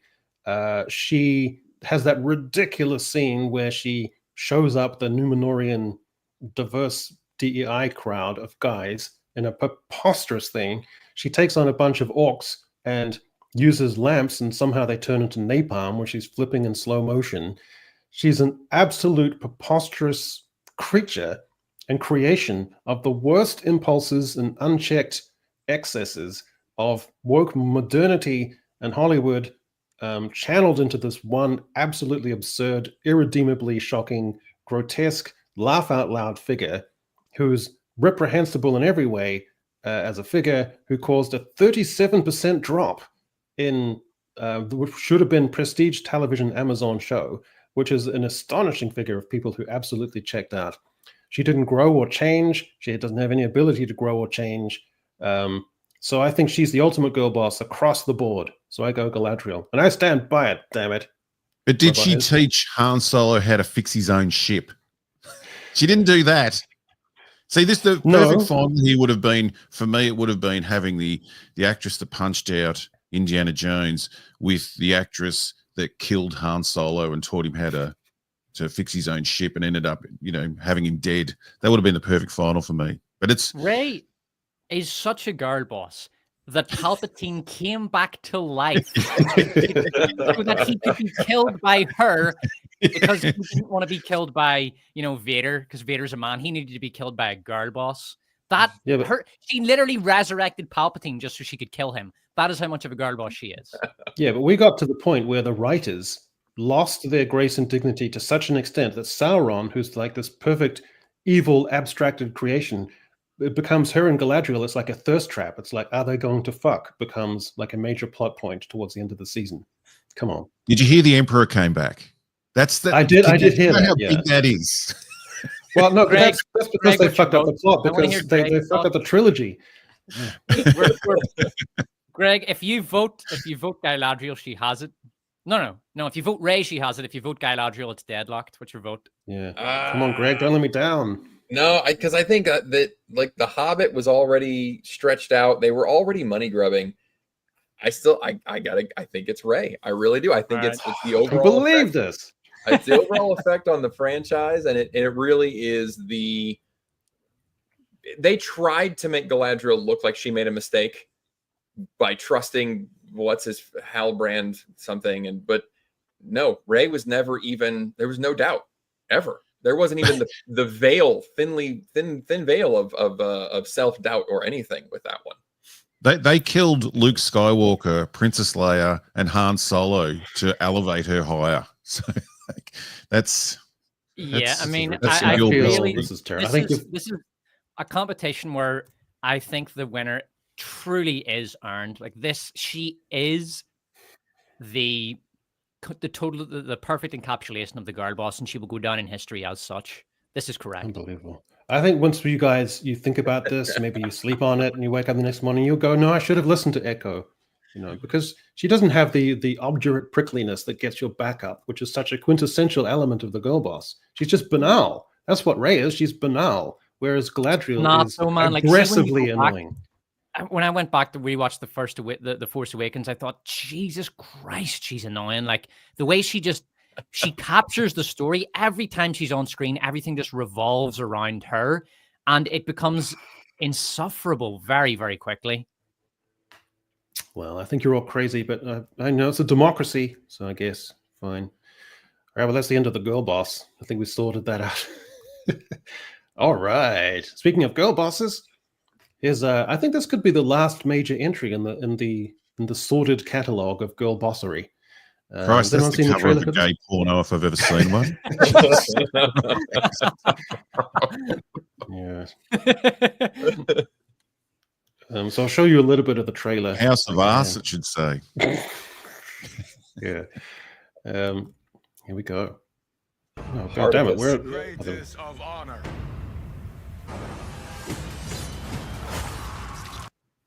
Yeah, so, pretty shocking CGI for a start. Terrible sets, terrible design. And I like this armor. It's got like 100 nipples on it. That was kind of cool. It's like, what is that like? It's like the design of some of those floor mats you can get, like at a swimming pool, where you go over your feet. Yeah, it's kind of what that looks like. So the aesthetic looks terrible already, but it gets worse because The house of Asher shall wallow in the CGI. I know, but look at the set design on here. I can go back. Look at that crucifix CGI. That is something else. Yeah, but look at those cheap wooden. Those look like hollow wooden things. It looks like that cheap cardboard you get. It just looks shit, terrible. This is just before a guy comes in and says they took her jabs for Numenor. Obviously, this is the show we're talking about. They planned this before the world changed around them.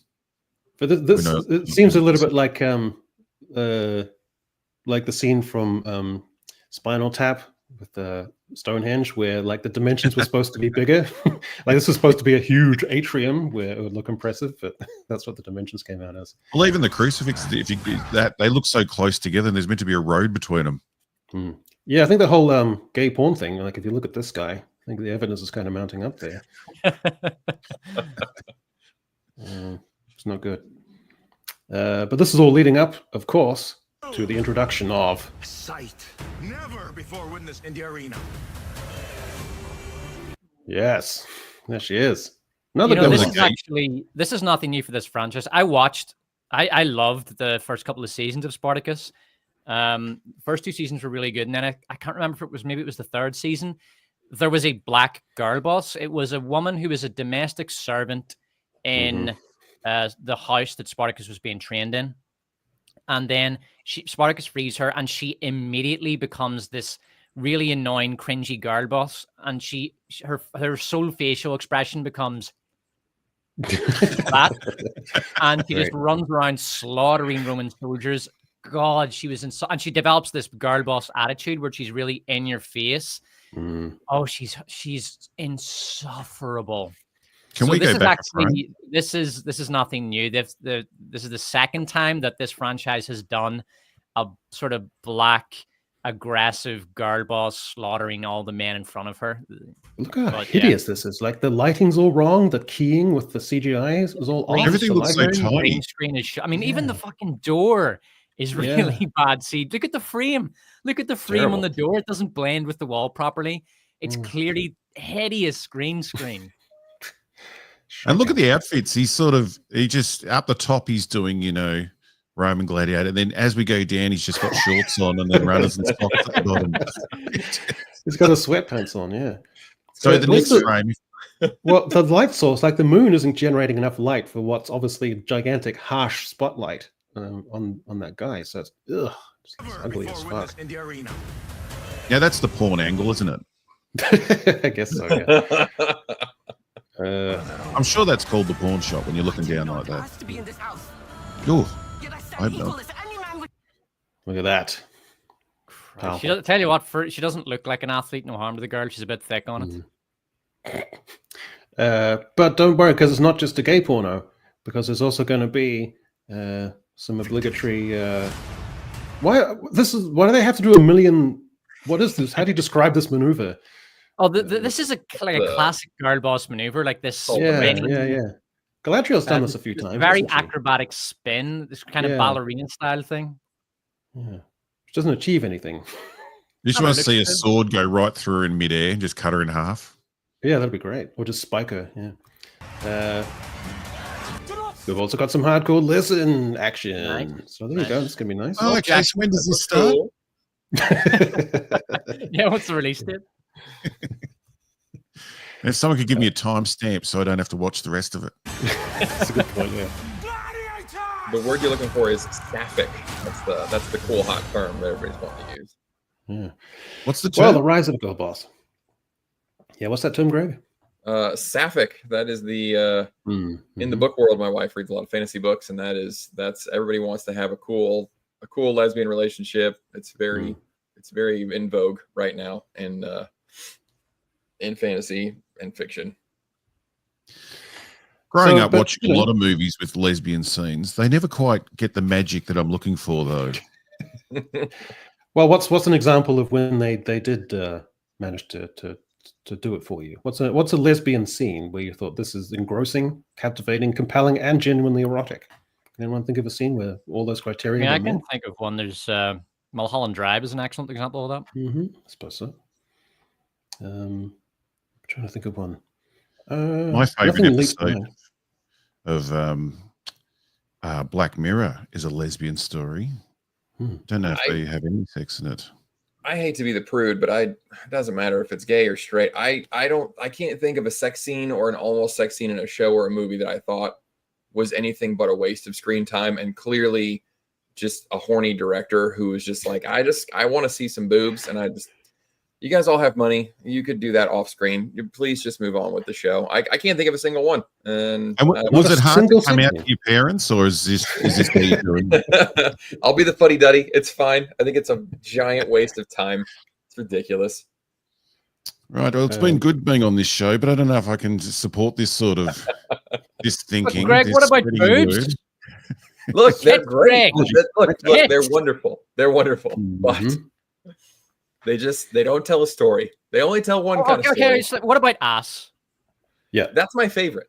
I prefer that. But still, it just it doesn't tell a story. There's a little film called Pacific Banana. It's an Australian film. You ever think, did that make it to New Zealand? Pacific Banana. That's about the. I don't think so. No. Didn't make it across. It's about a plane company called Pacific Banana. All the planes are yellow. Greg, you've never seen a film where there's been an erotic scene that you felt belonged in there, was a judicious choice from the director, and added to the overall effect. I can't. I mean, maybe there's one out there. What about in Dracula? I cannot think of one. What about the Dracula ones are good. The PG-13 where she's got the sheets around her breasts. That kind of those James Bond scene where you don't see him absolutely drill the girl, but maybe the first 10 seconds of the encounter, and then you hear this sweeping music and it sort of blends. Yeah, what's wrong with that, Greg? Where they're waking up. What about that? See, I'm fine with that. Like the if characters are obviously into each other and it's causing something, some kind of drama, or they're getting closer or whatever, like I get leading up to it, afterward, the waking up, we obviously just had sex, whatever. But like I was just talking about The Brutalist again, because I think that movie's great. More people need to watch it. But there's like at the end of it, they both get high on heroin and just bang for like 5 straight minutes. And it's just let me write that down. What if we do that? There's if you look at James Bond movies and the way they handle Adrian Brody, so it's his bony ass. It's really not great. Okay.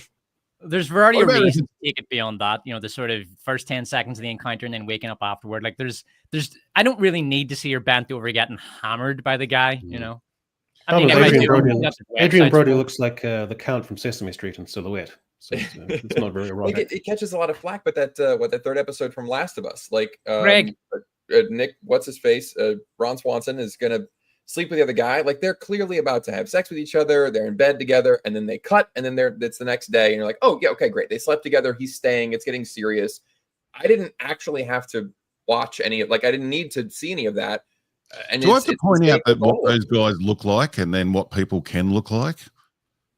Like I'm all for cutting away for the big, sweaty, hairy, ugly dudes about to do it. But there's other occasions where they're not big, sweaty, ugly, hairy dudes. Yeah, that I don't Sydney Sweeney. You're gonna tell me you're gonna cut the Sydney Sweeney sex scene out of that movie she did with that guy? Pretending to be vague, like, I don't know what the film is name. Pretending, No, what's it called? 2 of Us or Made for Two? I can't remember what it's called. I prefer it when it's not even set up, like in a Dirty Harry film where they fall through a skylight. There's an old guy about to bang. It's called Anyone But You. That's her rom-com. Yeah, but in Dirty Harry, where they fall through a skylight, there's an old guy about to bang a young guy and girl and on a bed, and there's a lot of nudity, and it's all seedy, and it's for no reason at all. That's I want more of that. That was I remember when I was a kid, I was watching Tango and Cash, and in the beginning, there's a car chase, and then suddenly they cut to a truck where there's a topless gal, obviously servicing a dude, and she just sits up and her boobs are out, and it's just like, what? And then they cut away back to the car chase. Like, what were you guys doing? What was the director was like, what we need right here? Hold on. Everybody just bear with me for a second. I'll tell you what they were doing. Shot over here. I think it might have been the director in the driver's seat. Who knows? Maybe it was real. They were making art, right? That's what you don't understand. It was art. Jesus. Yeah. Some of the best fun I've had on YouTube was listening to Echo describe the sex scenes from Bros. Oh, I haven't seen that one. Still. Lovely Predator. So everyone's seen the trailer for this. Okay, vagina mark over here. Jesus. What have they done? This is insane. You've got everything cool about Predator is the fact it's introduced gradually. It's an off-screen threat that becomes more insidious and encroaching. The hero has to figure out what's going on. There has to be a game of cat and mouse. There has to be the cool heat vision as an awesome effect, so a point of view. You have to get this idea of an encroaching threat. You have to have one beta or one alpha male pitted against this other alpha creature. You have this tension of the gradual reveal, the new technology and everything else. It escalates. And here they've turned it into a buddy film with an android from Weyland-Yutani.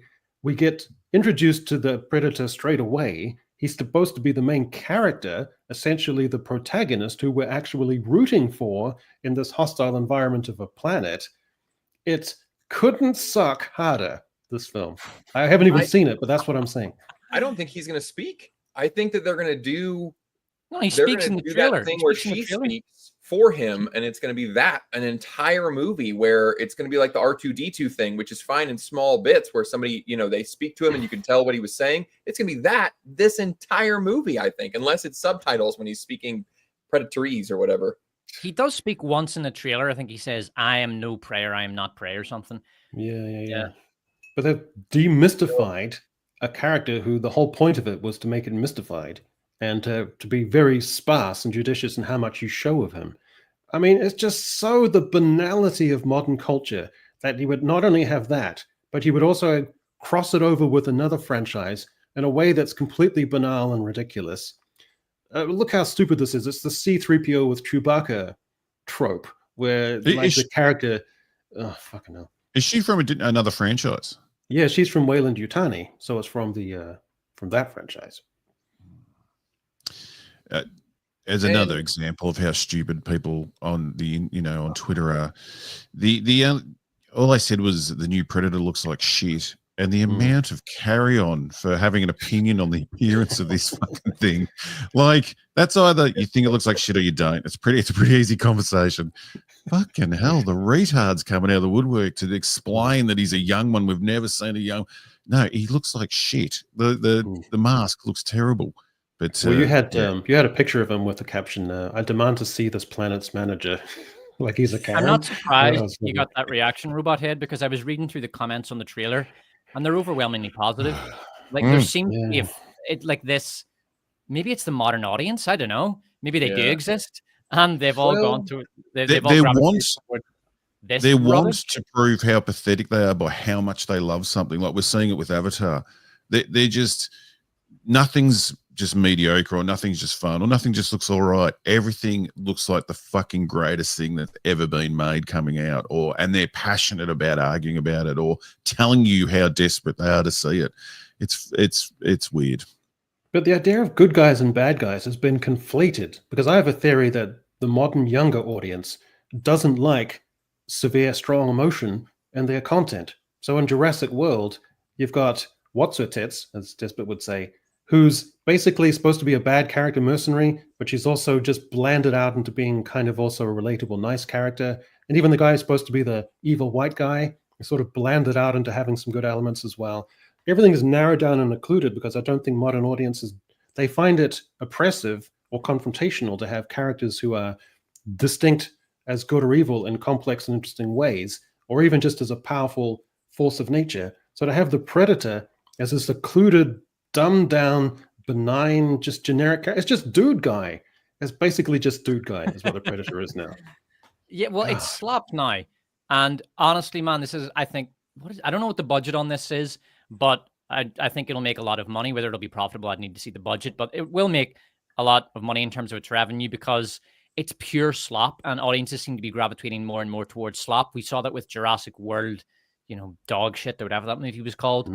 And they've just gone full slop. Like, they don't care. They know it's garbage. They know the Predator looks like shit. It looks like a rubber Halloween mask. I mean, just look at his hair, the way his hair blends into the mask. It's rubber. They haven't even bothered to weave real hair into the mask. Do you know why? Because they don't give a fuck. They know it's garbage, and they know that there's an army of morons out there who will shill for this trash. When you compare that his face to the original one, just in photos to annoy people online, the original Predator looks so moist. Like, he looked like he was skin. There was sweat and moisture on it. It still looks amazing. It does. This just looks like a dry rubber mask. It's fucking terrible. Yeah. So you've got the Predator franchise is crossed over with the Alien franchise because it's Weyland-Yutani, which means you'll have an alien appear because why not chuck it in there because it's something that people recognize. But what you didn't, I've got a sneak peek behind the scenes, Robot here, and they've also introduced the T-1000 from the Terminator franchise is also going to be in this film as a surprise twist because that's going to be super exciting. But then in the third act, there's going to be a crazy reveal where some Cylons also appear from Battlestar Galactica because that's going to be awesome as well. So surely more is better, obviously. That'd be more interesting than I think what we're going to get. T-1000. I've heard this brilliantly described as the adaptation of Banjo-Kazooie we didn't know we needed. Some people will get that joke. Banjo-Kazooie. That rings a bell? Banjo-Kazooie is a Nintendo 64 video game in which you play as a bear that has a bird in his backpack, and you can also, there's moves where you can use the bird and the bird pops out of the backpack to peck enemies and things like that, and it kind of looks like a weird twisted version of Banjo-Kazooie. Helps you fly around. The bird carries the bear. I recognize that thing. Yeah, so exciting. Not getting that anymore. Rare's getting shut down. The crazy shit state of things. Plus, they're also going to have that alien show where people are wandering around a forest. So that's going to be happening at the same time. It's all blurring into one. God, it sucks. So as you alluded to, Robot here. Sydney Sweeney has great genes, and this touched off a firestorm.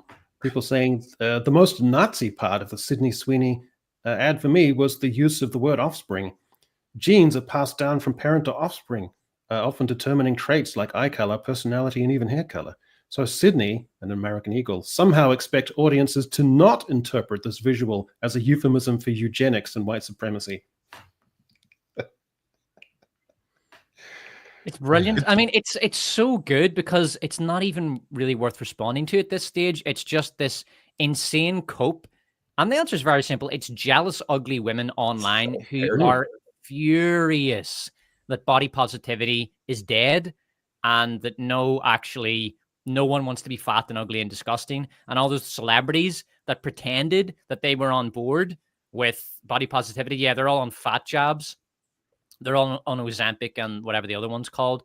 And they've all lost weight. Even Lizzo has lost a ton of weight. So body positivity is not only dead, it's to the point where if you're a big fat fuck, you look pathetic and poor because you don't have any representation in the sort of higher strata of society. So you look like even more of a loser than you did before. And they know it, and they're furious about it, and they're taking it out on Sydney Sweeney. Also, it's just typical leftists hating on white people because they're leftists and they're anti-white. Let's not piss around the bush. What's even better is the advertising agency is just popping champagne. Like, this is the best value they've ever got out of an ad, this company. Like, they would be so happy that they're getting this reaction. I'd never heard of American Eagle in Australia. No. So I still don't know what they sell. Do they sell jeans or do they sell cars? Yeah, they sell jeans. No, it's jeans. Yeah. All right, okay. So that's play on words. You just imagine this sort of publicity would have cost them without this outrage. Like, so I love it. The fatties are helping them sell these jeans. It's sort of the ugly response is joining in with the promotion. It's fantastic. I love it. So what's funny about American Eagle is that they're getting back to their roots, because I guess 25 years ago, they were in shopping malls and they were kind of famous in America for they had people stand outside shirtless. Like, if you were in good shape, they would hire you and pay you minimum wage to just stand outside the store. This was a real thing, happened for a very long time. Every single day they would get up in the jeans, and dudes would be out there shirtless if they were toned, and they would just hang around the store. And it was meant to just get people in, and it fucking worked. And they were also infamous because the store itself was almost pitch black. Like, it was super dark. It was very if anybody in the chat is old enough to remember this stuff, you got to back me up on this if you're in America, because they just had real models and a dark store, and it was the coolest place to get your clothing. And then they realized, okay, sex sells. We got to get back to that. Someone in the comments said they sell Eagles American ones, and just for some reason that made me laugh. But is there a chance of a cultural 180 where there was a period in like the early aughts, I think, where it was heavily ironic to be like, there was a show called the Playboy Mansion, I think, where it was a real, like a real life show following these models and women who would go live at the Playboy Mansion. It was like a streaming show, and it was heavily ironic that you could be that kind of almost like a kitsch sexuality with an irony to it in the culture, and it was kind of fun and it was kind of playful. And so maybe Sydney Sweeney is a harbinger and an early example of something where it becomes more laid back, more fun, less neurotic, more kind of ironically playful and sexual in the culture. Is there a chance that could happen? I hope so. I mean, one problem I think I've said before, America basically just has had a gigantic stick up its ass for the past 10 years. And it does, I mean, just from what I've been seeing a lot on X and from what I'm seeing online, Greg, obviously, our resident American, can tell us how it feels on the ground. But from what I'm seeing, it does feel like America is finally getting that stick out of its ass and just being a bit more chill and learning how to have a good time again, rather than being fucking triggered by everything and feeling the need to woke scold and give hall monitor penalties to everyone for any minor infringement. It just feels like it's beginning to relax again. With an extra element, Greg, before you answer that vulgarity has become more permissible than ever. That being crass is also there. But I mean, that's part of it, and I like that. I think that you need that if you're going to have a chilled out culture that's not so uptight about everything. You have to take the good with the bad, and if some people want to be crass, then hey, that's it. But Greg, what's it like on the ground? What do you think? I don't know if Greg's the right guy. Like he turns off. I know he's sexy. So. Yeah. I'm in the Midwest too, so like it never got even years ago. It never got super crazy in the Midwest. Like, there were not people yelling at each other in stores about misgendering or appropriation, or like, that's all coastal shit. Like, that really never did happen. But I think with the movies, the shows, what studios are doing, and a little bit here in the Midwest, like, yeah, everybody, I think, honestly, weirdly, COVID, I think, was like the best thing to happen to all of that woke scold culture, because as it went on and as everybody realized what a bunch of bullshit it was, and they realized that it only was perpetuated by everybody policing each other. And then we all went, wait a minute, I grew up in the 90s. All cops are bastards, even the fucking fun police and the mask police. So no, I'm not going to continue to do this shit. And then they started to look around, and it was like putting on the They Live sunglasses and realizing what a farce all of this shit was. And now I think a lot of folks are like, yeah, no, I'm not doing that shit anymore. I'm not gonna be fucking tone policed anymore. So yeah, it's great. Well, the careful distinction though, so we don't want America to turn into Florida on spring break, where it's crass and vulgar and grotesque and sleazy. But we do want that hint of irony yourself. Why don't we? I want to go back to fucking David Lee Roth singing with bikini girls on the beach. Like, let's get as sleazy as possible. Yeah, I guess. I don't know. So maybe the culture change. I know it's an age thing, but but the fact that these people pretend that all advertising wasn't sexy 10, 15 years ago, like where were these people? I know it's an age thing. They're probably all young, but the saying was sex sells. Every ad used to be sexy. Everything used to be sexy. Movies used to be sexy. And they're pretending that this ad is over the top. Grew up with all ads being sexy, no clothes on, huge billboards, Kevin, what's his name? Kevin Kline, I was going to say. That's not his name. And it never stopped for men. Like, Calvin Klein. There was all the woke era. You go and you look at a men's clothes store, you're going to see jacked guys, perfect six-pack abs, underwear models, right? For men, that was always the standard. But then you go to the women's clothing section and you see some fucking literally 250-pound black blimp on the wall. Like, it was this hideous double standard as well. I mean, Robot Head, if you had that famous Australian commercial, so where the bloody hell are you? Where the chick is on the beach. If that came out today, there would be tons of online griping from women with nose piercings and those horrible bangs where it's like the fringe at the front because they've got two large foreheads. But I think that commercial has been freeze framed and been the subject of more frenetic, onanistic episodes of men than perhaps anything else. But if it came out today, it would maybe cause a bit of a stir. I don't know. Would she be? I follow something online that shows old ads, old Australian ads. They showed one yesterday. There was an ad for making bread, and it's the old guy in the hut making bread. And the whole ad is all the women in the village are trying to have sex with him. They're all coming in with their boobs hanging out, and he's got to get the bread made. And it finishes him with him eating a bit of bread flat out so he can get amongst the woman with the pigs whose clothes are falling off. That was an ad for bread. And it's like 5 women losing their clothes trying to get these fat, ugly guys making the bread. So, it wasn't even that. Everything was advertised that way. And it's just, this ad is so non-confrontational. What about a commercial where, like 10 years ago, and it was for a burger, and it had like women on the back of horseback on a beach in slow motion in bikinis eating the burger, like to create the cliched dopely dumb male ideal fantasy. So the actresses, the women involved in it, were in on the joke and in the irony. So what I'm asking is, can we get back to that, where you've got ironically codified boobs, is what I'm saying. Can we get back to that? Like Hardee's was playing with that years ago. Do you guys remember the commercials? I don't remember the actress, but it was it was a good-looking gal in a sundress, and the whole commercial was her eating a burger. I think they had like a chili burger.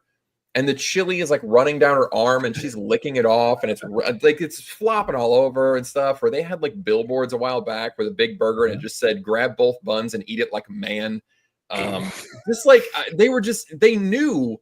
It's very much like this. Like, you might say that this is over sexualized. Like, I've seen some of these videos and I get it. If people have complaints, like, that's fine. But there's also like a wink to it of like, yeah, we're in on the joke too. We get it. We get that, like, her face isn't even in the advertisement half the time. Like, we're zooming in on her cleavage. Like, we're kind of it's kind of making fun of it while doing it at the same time, sort of like that the Substance we were talking about a few months ago, where like it's these layers of irony where you can't tell if they're serious or not, and they're still doing it. And I don't know, they used to have fun with it. It's pretty rare that any of these old ads weren't tongue-in-cheek or weren't sort of laughing at the guy making the bread. Like, it was always based in humor, but money will win in the end. Like, it amazes me this shit's gone on for so long. The companies are losing money and going backwards to appease fucking idiots. Like, and this is just proving the point. You just do something that's fun, and it's liking pretty things is a normal way to be. Like, the fact that they fight, that we're not meant to be attracted to the opposite sex or the same sex. If Greg wants to go that way and get all the boobs off TV, that's fine.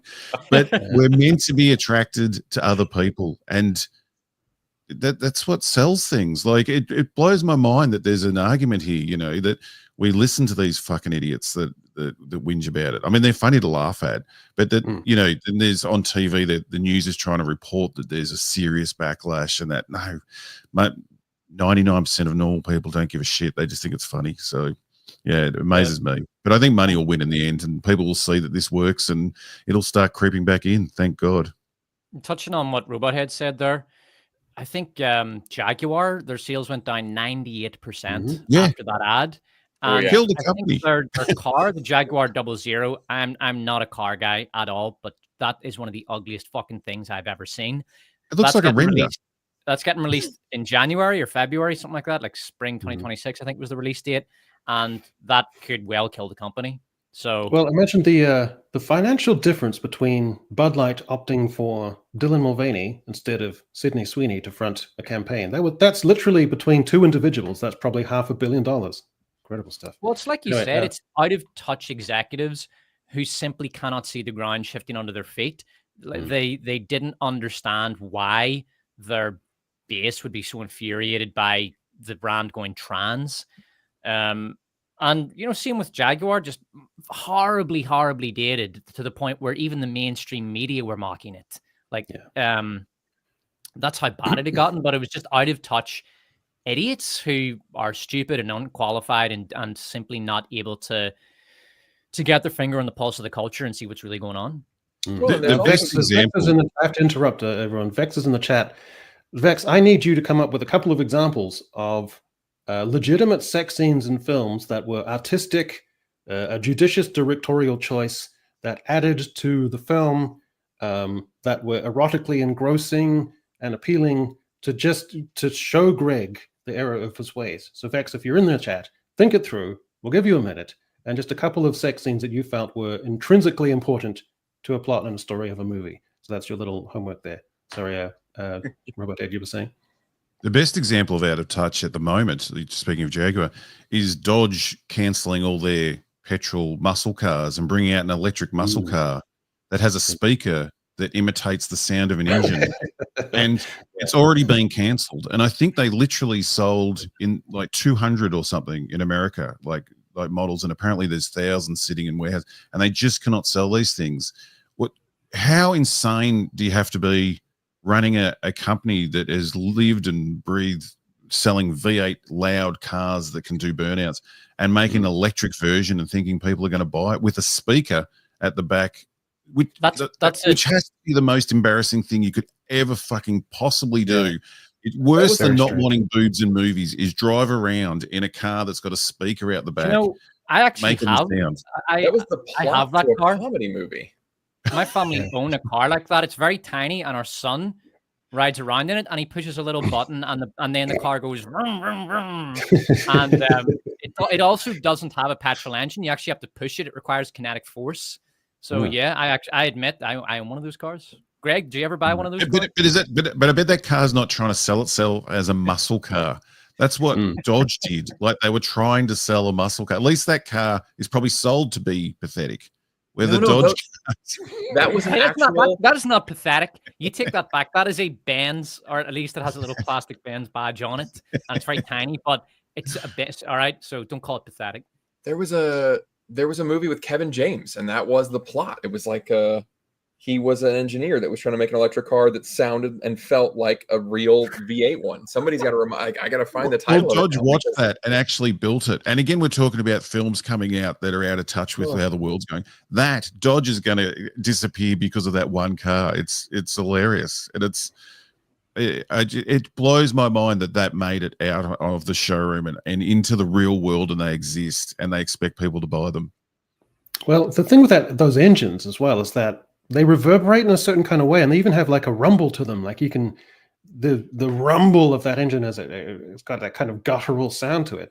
But if you just got it like it's an MP3 playing in your stereo, it's the sound coming out of the back of your car. So it's not quite the same. Unbelievably embarrassing. Like that is just worse than not liking Sydney Sweeney is driving one of those cars. Somehow the whole company got behind that and thought that was going to be popular. I can't believe I came up with the phrase ironically codified boobs in this stream. I reached a certain level and phrases like that start to come in. You guys feel like talking about a little bit of politics? hey, before you get into that, we're all doom and gloom, but I don't know about you guys, but I'm super excited about the Running Man and about One Battle After Another. Have you seen the trailers for those? No. Running Man turned me around in that one trailer. I thought the whole time, if there's a film you just don't need to remake, it's Running Man, because it's just such a film of its time, just macho. Great. It's awesome. I love it. And I thought I'll have no interest in it. In fairness, they're not remaking it. I've tried. That's the best thing they did. Well, it's based on a book, so they're just going back to the book, and they're going to do a more faithful adaptation, apparently, because the one with Arnold Schwarzenegger isn't It's very different from the book. And in fact, I think it's a good example of when the film is better than the book, because I tried to read the Running Man book and it's shite. Well, that trailer sold me on, or maybe the book's good. so I went from not interested to watching that trailer to very interested. It looks great. Well, in fact, we're going to do. I get to use this thing which I haven't done for a while. Sorry to interrupt.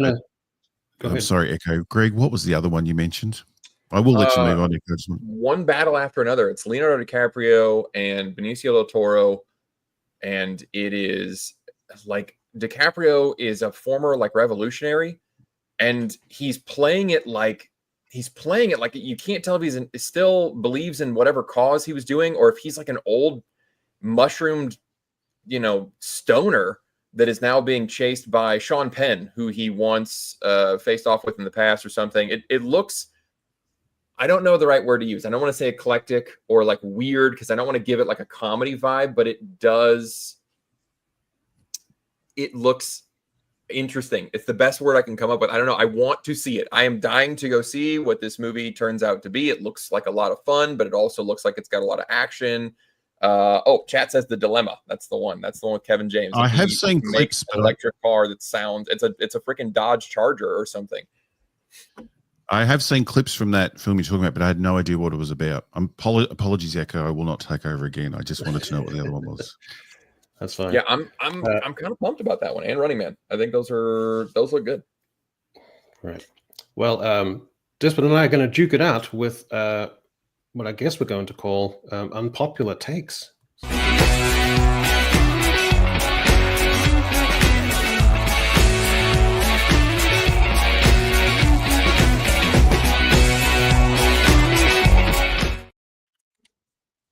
It's been a while since I played that. Right, so this is where each of us brings an unpopular take and has to kind of justify it, which is going to be difficult because mine is going to make people bristle, but I don't care because I want to be a provocateur. I want to stir the pot. And when I say it, here's what's going to happen. You're going to bristle initially, but then you're going to think it through and you're going to go, yeah, I'm mature enough to be able to accept, even in this cynical times that we live in, that I can have my mind changed, that that's not a threat to me, that rather it can be an expression of integrity, that I can be convinced. And so, in a couple of days, you're going to thank me for it, basically, is what I'm saying. So I'm saying that Back to the Future... Yes, I will join your cult, thank you very much. Back to the Future is terribly overrated. Oh, fuck off. No, but that's not the thing, because we're going to do it. So time travel stories were already well worn by now. This is my time to speak. This is my time to speak. I'm speaking now. Time travel stories were already well worn by 1985. Time after time, Time Machine, even Doctor Who. So it's not original new territory. Michael J. Fox is cool, but I don't care about Marty McFly. His life is kind of boring. And if you get down to it, he is actually quite boring as a character. The incest subplot is deeply awkward. Yes, they don't actually kiss beyond that one scene, but the fact that this is the central tension for most of the movie, his mum thirsting after him while he dodges her advances in a 1950s bedroom, it's awkward, it's strange. Even Greg, especially, it's a confluence of incest and sex on the screen at the one time. That's like anathema to him. George McFly, Crispin Glover, is either robotically stilted or comically exaggerated. He doesn't seem like a real person, more like a weird rubber puppet made out of social anxiety. So he's like a two-dimensional caricature. He's annoying to watch on screen, quite frankly. Doc Brown is entertaining, but only because of Christopher Lloyd's mania. Strip that away, and he's just a dangerously irresponsible adult who ropes a teenager into a death trap car he powers with stolen plutonium. And the soundtrack doesn't slap. So you remember Ghostbusters, Greg? Who you gonna call? Total banger. Yeah. Top Gun, Highway to the Danger Zone. Back to the Future gives us Get it, Kenny. Power of Love by Huey Lewis. So soft banger, rock, absolute banger. No, not a banger. Look, I don't care that you don't like Back to the Future. You get Huey Lewis's name out your fucking mouth, okay? Please. Other 80s blockbusters. Well, I'm not finished. Other 80s blockbusters had more emotional depth and real adventure. Back to the Future is competent and entertaining, but emotionally it's just okay. I'm not saying it's a bad film. I'm saying that you've all got this ridiculous nostalgia for it, which has escalated and gotten out of control, and you need someone who's more shrewd, who's more centered, who's able to tell you the hard truths and back it up with the evidence and take all the arrows that you're going to fire at me. So that's where it's at. That was like watching someone get into a Kevorkian suicide chamber, closing the door and just saying, that's it. I've had enough. I want to end my life.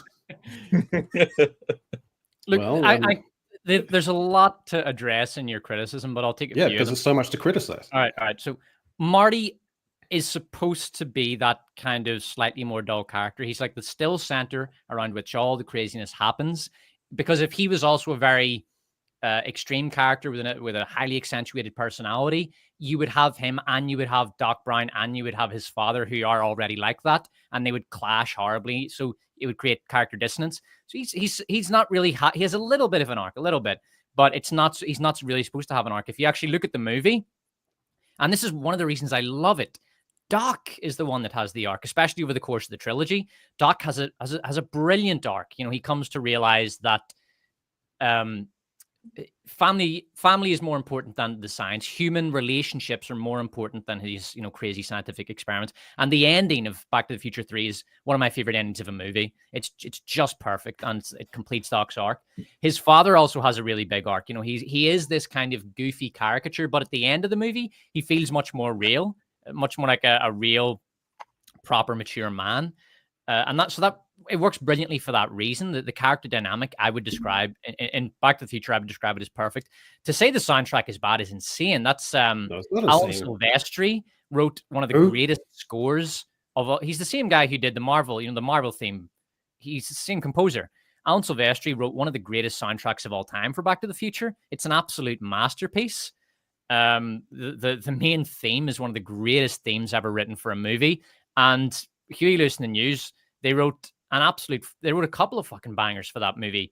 The scene travels back in time and he plays Johnny B. Good. That's one of the greatest movie scenes of all time. Back to the Future is a fucking masterpiece. It's a perfect movie. I got the poster right there to prove it. Yeah, but this is the thing. Everyone just blathers on in a superficial way of saying, no, you're wrong. It's a masterpiece. It's like I'm being attacked by robot head criticisms on Twitter. There's not backing it up. Hey, how am I meant to take that? Superficial. They're great points. It's one of the greatest. It could be argued to be the greatest trilogy ever made. I mean, let's not do trilogy. Let's just this one episode in the franchise is what I'm talking. Oh, you're just focusing on the first one, the best one. Well, yeah. So yeah, I think all my points stand. Like, you guys are floundering around here. It's almost sad for me to watch you. Just so, Greg, any thoughts? So sorry, can you just repeat what was your problem with Marty?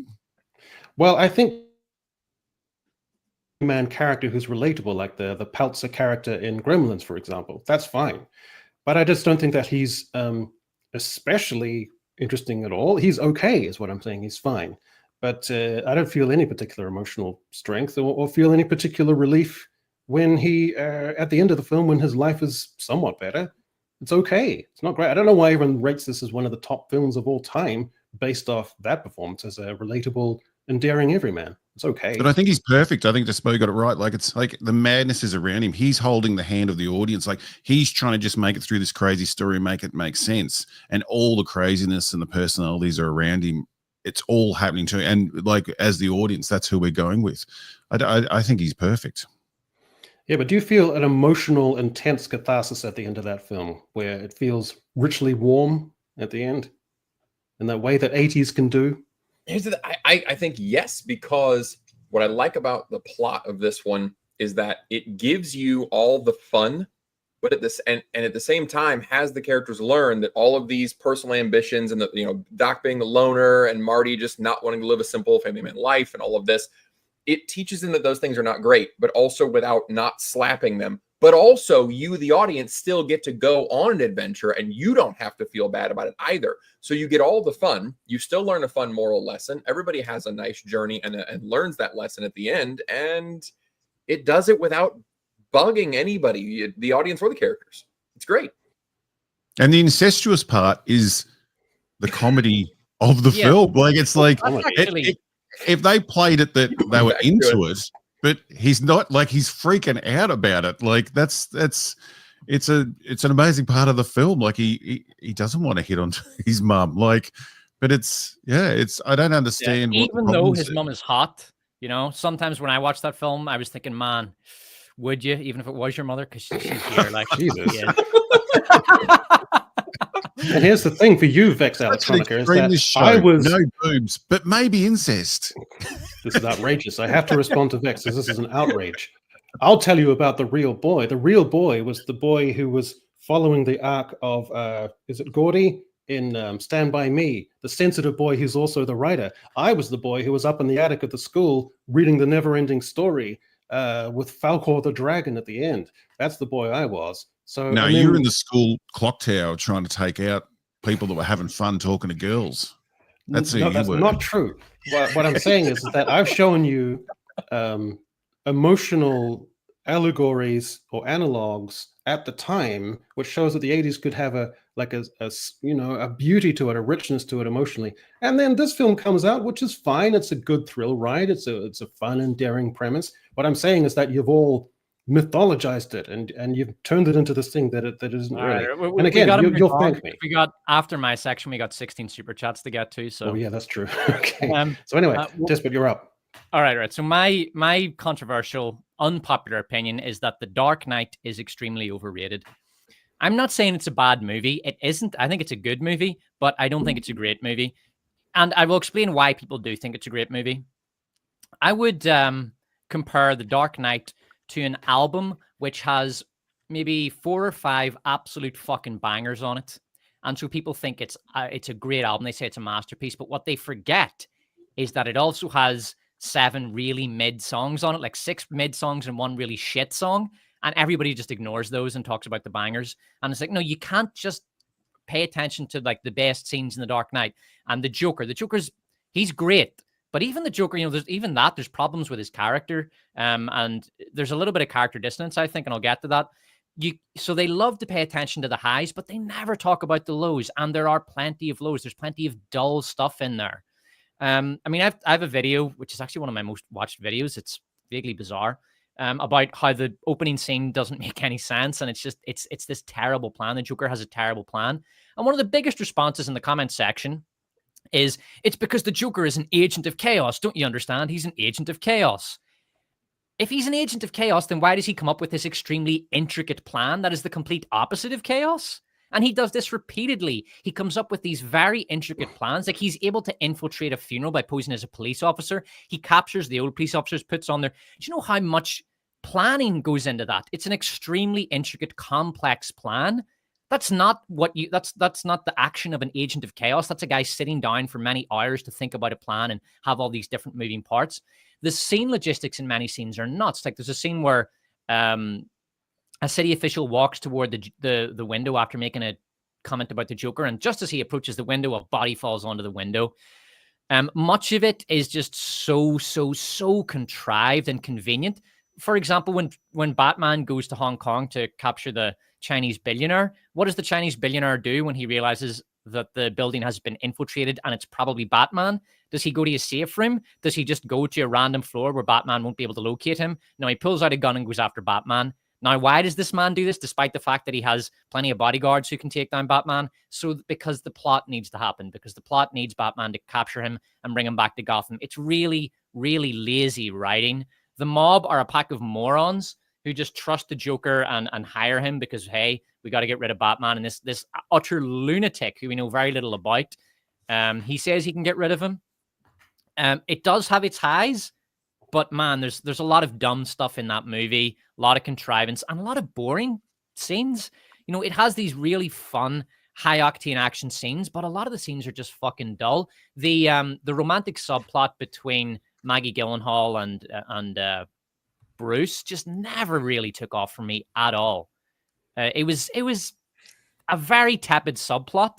It's a shit subplot. And if you look at any of the reviews, nobody ever talks about the romantic subplot because it fucking sucked and it didn't work and they didn't have good chemistry and it never took off. So people just ignore it. They pretend it's not there. It sucks. Yes, it has its amazing moments too. Like when the Joker takes over the dinner party. It's a fucking incredible scene, but it also has a lot of scenes that suck. It's an overrated movie. There you go. I'm done. Well, Maggie Gyllenhaal, she's the most hot about that movie. The music, I like a lot of Hans Zimmerman, a lot of his scores. I'll give examples. I think Last Samurai, absolutely brilliant. June, especially June Part 2, brilliant score. Interstellar, excellent score. His score for The Dark Knight is shite. So anyway, there you go. Right. Well, just a quick side note. Sorry, did you see they played the Interstellar score in a church in a cathedral somewhere in Spain? Did you see that online? I might check that out actually.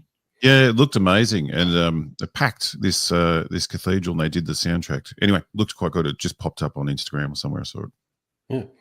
Okay. Well, the Rolling Stones' "Let It Bleed." That's an album which has 4 absolute bangers on it. "Give Me Shelter" and "Can't Always Get What You Want," and maybe 7 other songs which are kind of like dirty, grimy Chicago blues or swampy Southern blues, which are maybe not those greater tracks. But it's the Rolling Stones, so together it becomes an album where even the lesser tracks are livened by the fact of it being the Rolling Stones and by those other bangers, which make everything better. So that elevates it in that sense. He is a chaos agent because even though he will intricately plan things, it's always in service of a wider theme of nihilism and chaos. He gets the money at the beginning from the bus, but he doesn't really care about the money. He sees the money as a way that something that can ultimately burnt, as a way to just, he's interested in escalation. That's what fascinates him. And he doesn't even especially care about being that Machiavellian. He doesn't even especially care about his own life. Here's definitely the best part about it. The Joker's Batman is coming towards him on the bike, and he's saying, "Come on, do it, do it." He's even excited in the moment. The Joker is a brilliant character, and he's by far the best part of the movie. The problem is a lot of the stuff that happens around the rest of the movie is just so dull and forgettable that people literally forget about it. Yeah, but you've got at least maybe you get to a transition point where once 6 moments, I'd agree with you, 7, but you've got 10 moments that are strung along in quite a close sequence that are furiously kinetic. And you've got an incredible Joker who comes on the screen and you can almost smell the bad breath of this character. He's perfectly realized. He's a perfect nihilist. You've got the moral tensions of Commissioner Gordon behind the glass screen saying he's in control while Batman is pummeling and attacking the Joker. And you've got the Joker. It's a real nasty irreverence. He finds the nihilism. There's an irreverence in that, which takes it up to a whole new level. I agree. There's a whole bunch of crap in there, but you could look at a whole bunch of classic films and you could say that there's clutter in there. Like I said, it's a good movie. I think it's a far better movie than the vast majority of superhero slop that comes out today. I don't expect there to be another superhero movie that good for many years. But the way people talk about it, they act like it's one of the greatest movies ever made, and it's absolutely not.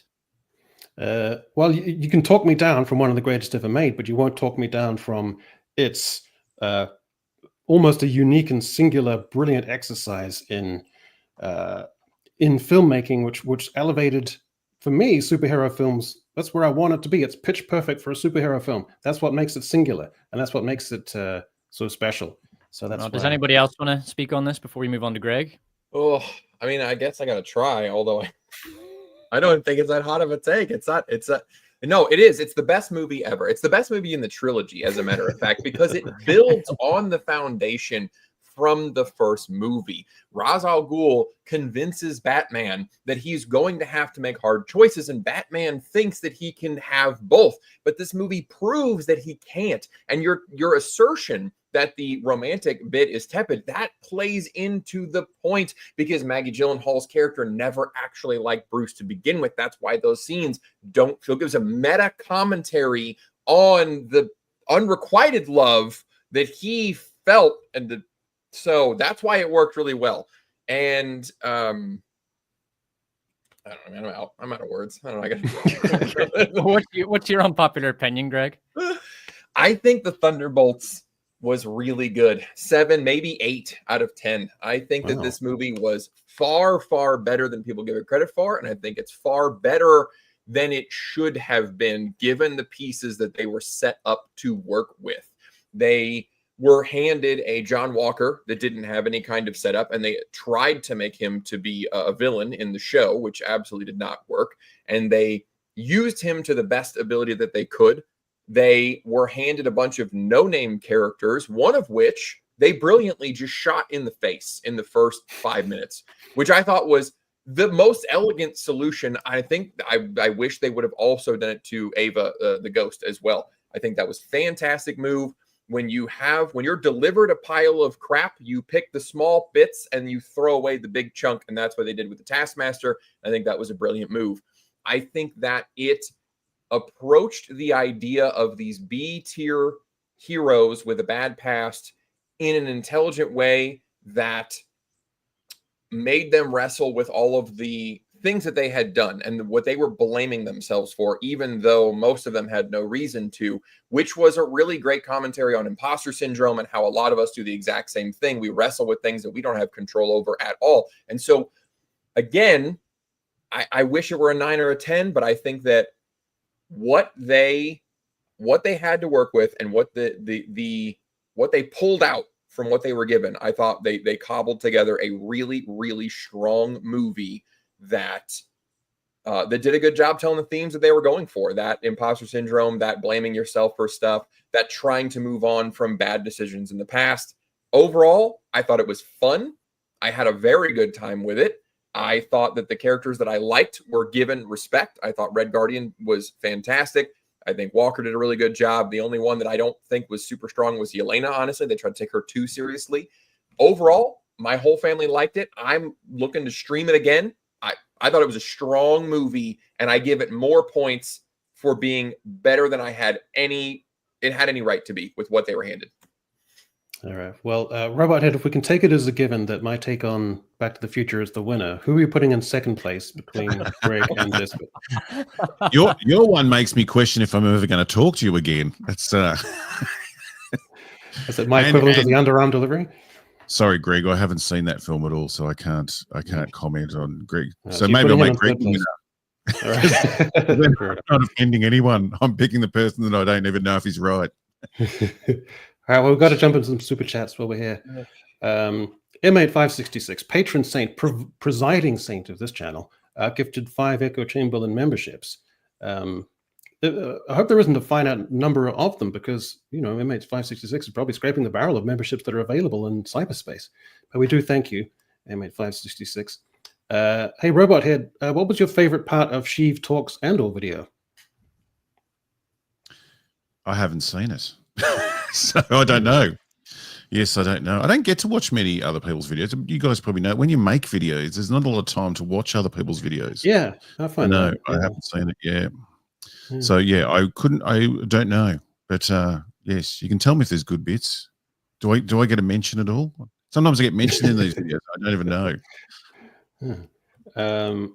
John Evans for the 2. Thoughts on the Sweeney ad backlash? Well, I think we've covered that in forensic, almost autistic detail.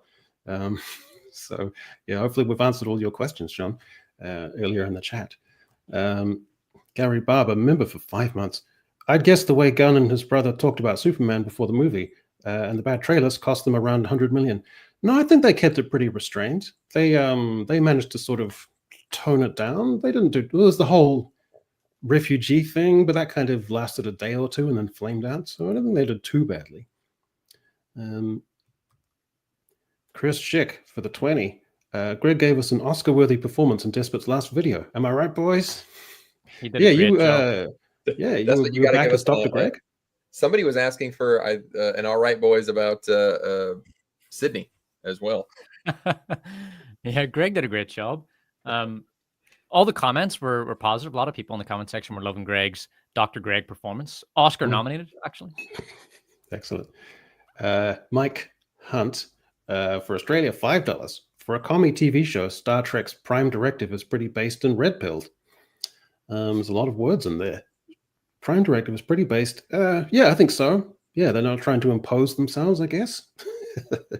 He's right. Gary Barber again for the 10. Star Trek is a lost franchise. Yes, it is. It's more dead than Little Rascals. That's an interesting comparison. But yeah, it is an emotionally hollowed out franchise which has been made aesthetically and culturally nasty and unpleasant, which is very strange. Which one do you think would be easier to save? Star Trek or Star Wars? Well, Andor shows that you can do it, but if you're going to get back to the golden times of 80s Star Trek, That's a long way back. I don't think they can do it. I think if you were to shit can, I mean, if Kathleen Kennedy would have when she dies, basically, and someone else takes over, there might be some shred of hope. But Star Trek, I think, is pretty much gone forever. Indiana Jones, Mike Hunt for $5. Rarely beat a bad guy without getting hurt. It's not like he was an unstoppable killing machine. I miss just the meaty sounds of punches in Indiana Jones films. Just sounds like a car crash. No, it sounds like you're punching like a hanging meat thing in an abattoir. You're doing a Rocky. Yeah, such a great sound. Whoops. Back to Mike Hunt here again for the $2. Even Jar Jar couldn't kill Star Wars. Yeah, I guess that's true. Felonious Hack gifted 1 Echo Chamberlain membership. Well, that's nice. I appreciate that, Felonious. Zodlander, for what? Is that a South Korean currency? What is that? No idea what that is. Have you watched Metatron's vid about this trailer? That was he must be talking about. That was Metatron's an ancient history YouTuber, and he would talk about that trailer, but at the same time, that's Spartacus isn't going for historical accuracy. It's hyper reality. It's basically a comic book almost show based in the idea, the aesthetic. It really just uses the aesthetic of ancient Rome. It has no interest in historical accuracy, and it doesn't make any pretense to having any interest in historical accuracy. So, and I think Metatron is smart enough to know that. I honestly think he's just content farming, but maybe still a good video.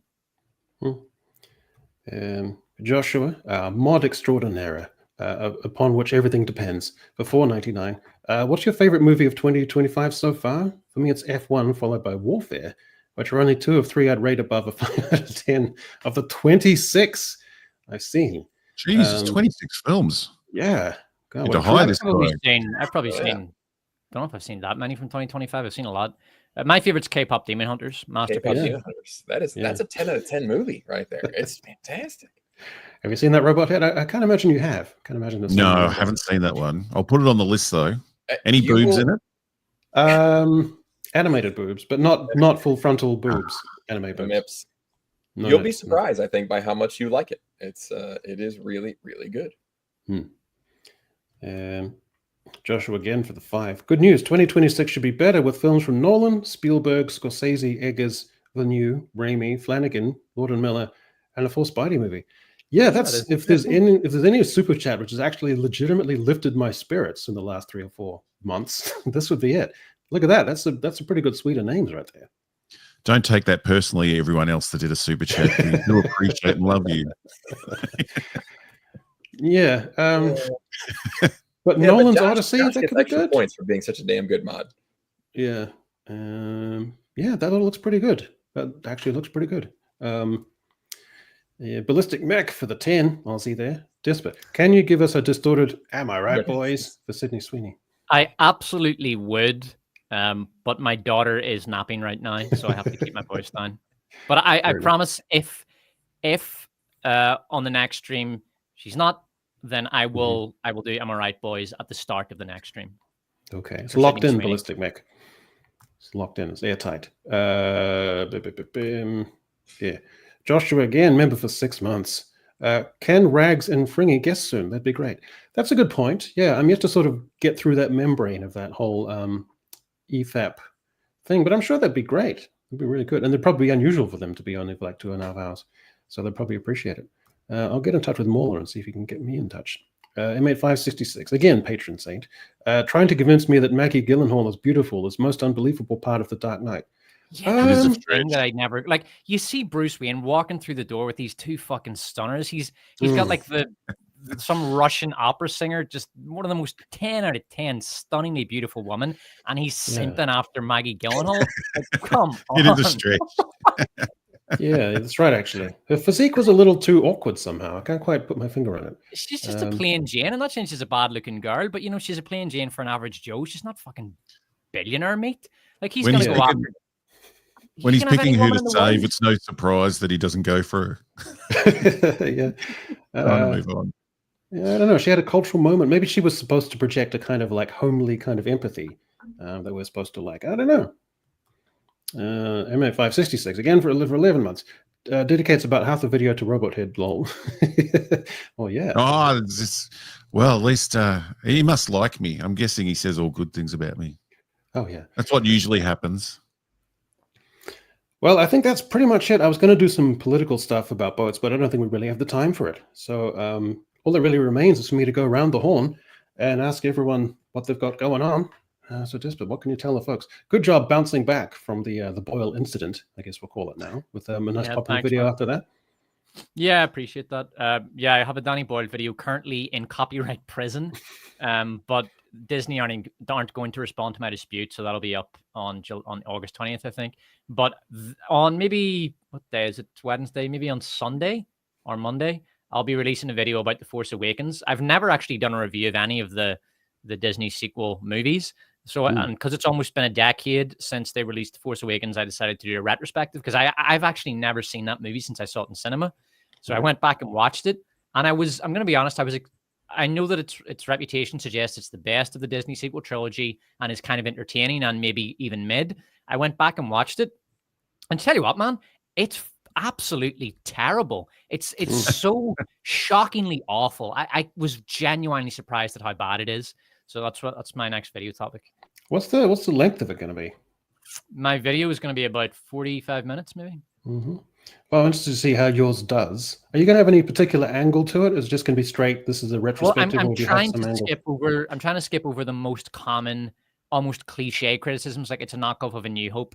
I just do a little bit on that, and then I literally say, okay, you know all this. It's been done to death. Let's move on. There is one aspect of the movie that I identified as being insufferable, which I have never seen in any other review.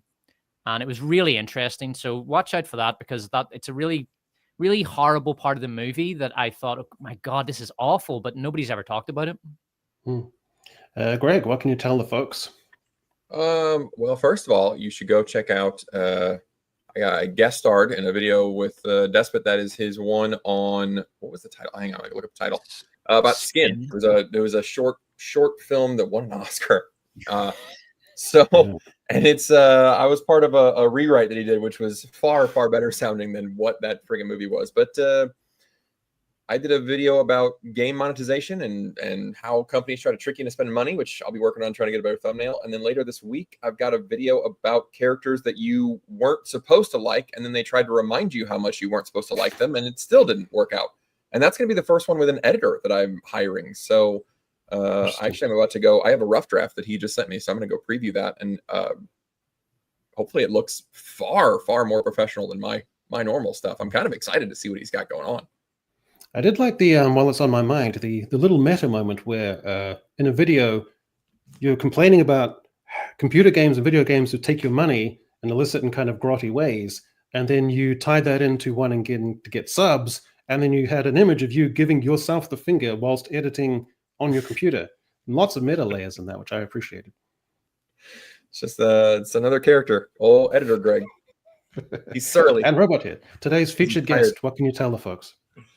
Well, I just did a video on Rian Johnson confirming he's not doing any more Star Wars films, which was just, I felt like I had to do because I'm pretty much over talking about Star Wars. And what am I doing next? I've got to work out what to do next. I'm not sure. So yes, but come and visit the Desperate Reviews. It'd be good if anyone could come and visit a lonely robot. That'd be good. And something I didn't tell you before when you asked me about losing the channel, when I got it back, I released a video trying to do the right thing, and it did very poorly.